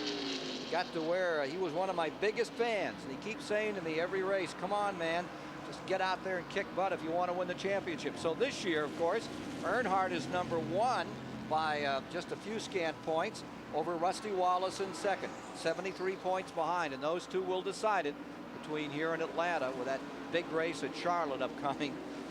I wonder if Earnhardt wishes he hadn't given him quite so much advice. Well, I think Earnhardt probably was just trying to take a little pressure off himself if he could get somebody else that aggressive. Go beat people up. Yeah, you go beat them up and they'll quit looking at me. Jimmy Means is now pitting car number 52. He's been running in 13th position. He's in. There you see Neil Bonnet. There's Harry Gantz, number 33. He's running in the 5th position. With them is the number 7 of Waltrip, a lap down. The 17 of Waltrip in 9th position. Harry Gantz slowed off the pace a little bit, and he's not that far from being lapped. Rusty Wallace is just a few hundred yards behind him and gaining quickly. Harry's car just doesn't seem to be working as well as it was.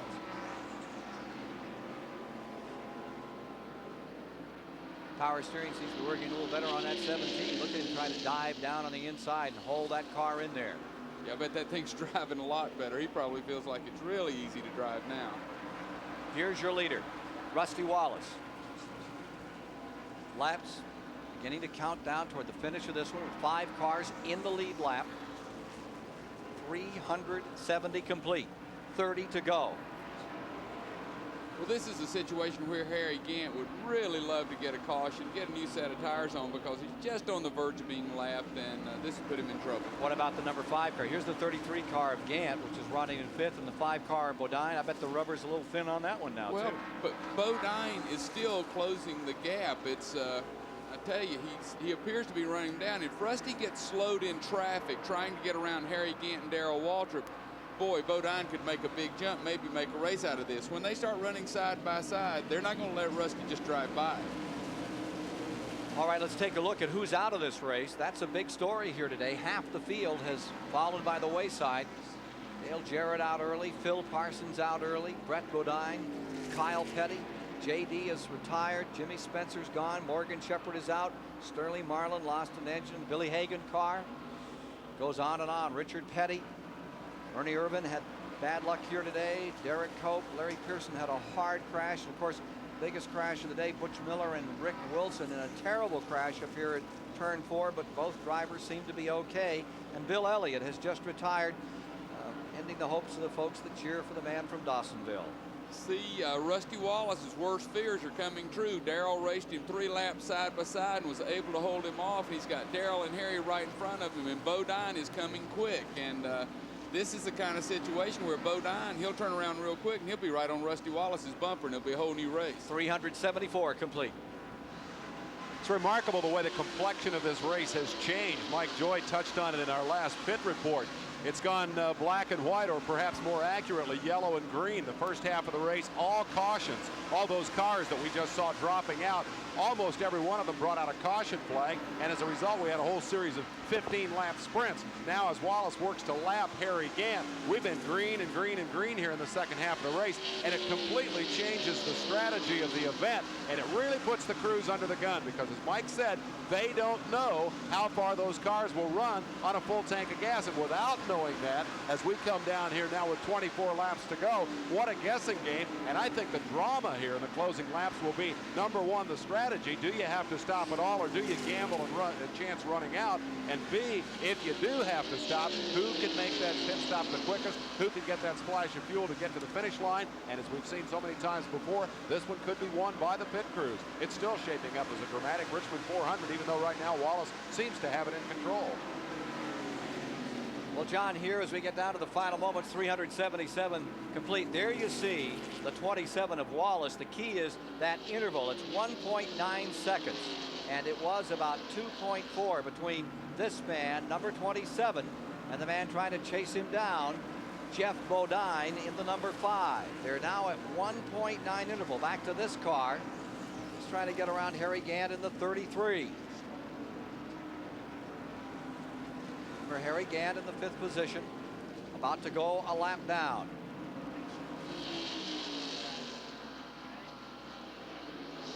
Here's Harry Gant getting lapped by Jeff Bodine in 2nd spot. Finish of Richmond shortly. Here in the STP Pit Communication Center, the numbers game of Winston Cup stock car racing. Took a look at the standings. Earnhardt the leader, Rusty Wallace trailing him by 73 points. A key statistic on your screen just a moment ago. Wallace has now led 177 laps. That's more laps than Dale Earnhardt. That's a 5-point bonus. Wallace is currently your leader. Earnhardt is 3rd. The difference in points between 1st and 3rd is 10 points. So if the race ended right now, Wallace would have nibbled 15 points off the lead of Dale Earnhardt. And if he can do that at the rate of 15 points a race down to the end of the season, he'll be the champion. The difference coming in, just 73 points. The prize, a cool $1 million. Let's see if he can do it. Let's go back to Ken Squire. Bodine has just nipped almost a full second away from 27 Wallace's lead. It was 1.9, it went to 1.6. Now it's a second or less as Jeff Bodine reels in Rusty Wallace with 386 laps complete. As we came back from commercial, you saw Bodine, or rather Wallace, take a shot at moving underneath Waltrip, getting nipped there going to the corner. He had to back out of it. He still hasn't accomplished that feat of moving around and lapping Darrell Waltrip. And therefore, here sits Wallace and the 27 on the lead. But the interval is now less than a second back to Jeff Bodine closing upon him. Earnhardt lies 3rd, Rudd is 4th, Gant is 5th, a lap down. We have one car just scraping the wall. Neil Bonnet, the number 21, up high in turn 4. No caution out. 388 complete this time by. Here's your leader, Wallace, looking for his 16th win, trying to win that national championship, fighting with his friend Earnhardt for that top honor that's worth $1 million bonus at the end of the year. Does he believe his team is the one to beat for the championship in '89? Earlier he said, yes, I really do. He says, we can control our destiny. This is a championship team and we're not going to be denied in 1989. Earnhardt and Wallace, both strong runners on tracks of this nature. Ought to be a great finish to the year. Watch this almost disaster going down the back straightaway. I think that's Bonnet's number 21 getting up in the marbles, and he just about loses, able to gather it back up and keep on struggling. And that's the same turn he said a blind hog could drive through earlier to us. So everybody gets a little tuckered out there. 10 laps to go. Mike Joy, what about fuel? Ken, most all the top teams use a computer to plot fuel and tire mileage. The computers of 2 of the 5 cars in the lead lap indicate they'll be out of fuel before this race is over. But of course, a computer is only as good as the information programmed into it. There's a lot of crossed fingers here in the pit lane. Back to the old crossed fingers trick. You know what's ironic? Jeff Bodine and Rusty Wallace got together to dash Rusty Wallace's hopes, and here they are racing for victory at Richmond. Here's Bodine, his best finish previously on the racetrack, 6 in 1987 in this race. Looking to close in right now. There you see the 27 Wallace working around Alan Kowicki in the number 7, the Xerox car, up to the outside. Bodine in the number 5 stays with him. Alan giving you these pictures of the leader, getting a little sideways there is number 27 Wallace, coming down before this sold-out capacity crowd at Richmond International Raceway. Down into turn number 1.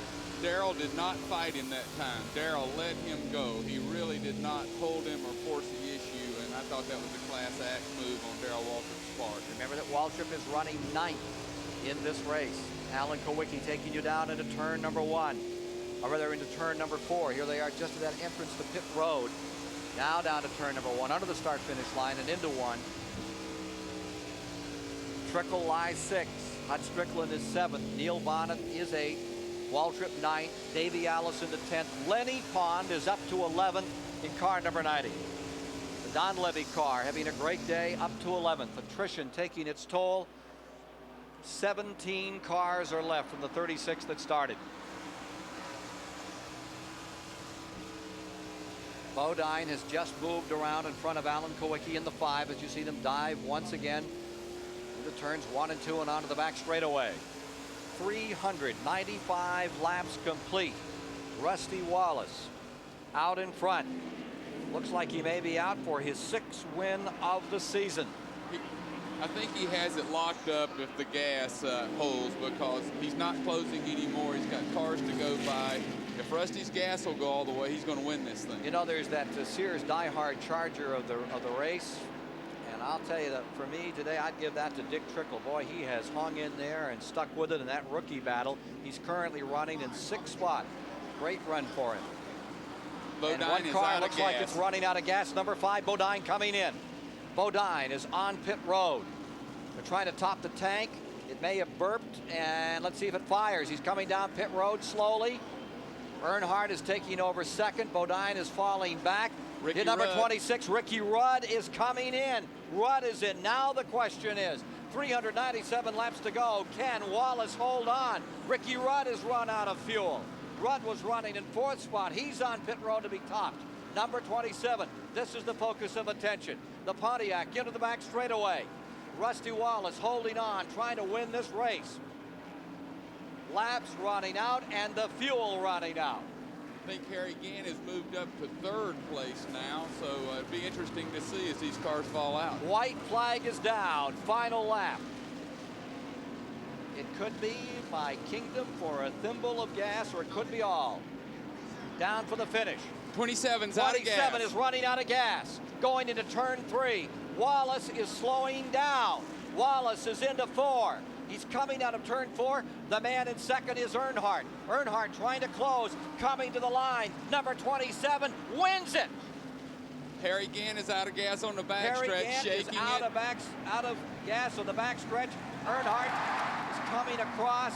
They're racing for position, Bodine and Gann. To the line, Harry Gann is... Oh, makes Gann it got by him. just about 3 feet over Bodine in this incredible finish. As Rusty Wallace, going down the back straightaway on the final lap, ran out of fuel, but was able to run to the finish line and take the checkers for his 6th win of 1989 and his 1st win in the Richmond 400. An incredible finish. This race had it all. It had it all. This is great. I love this.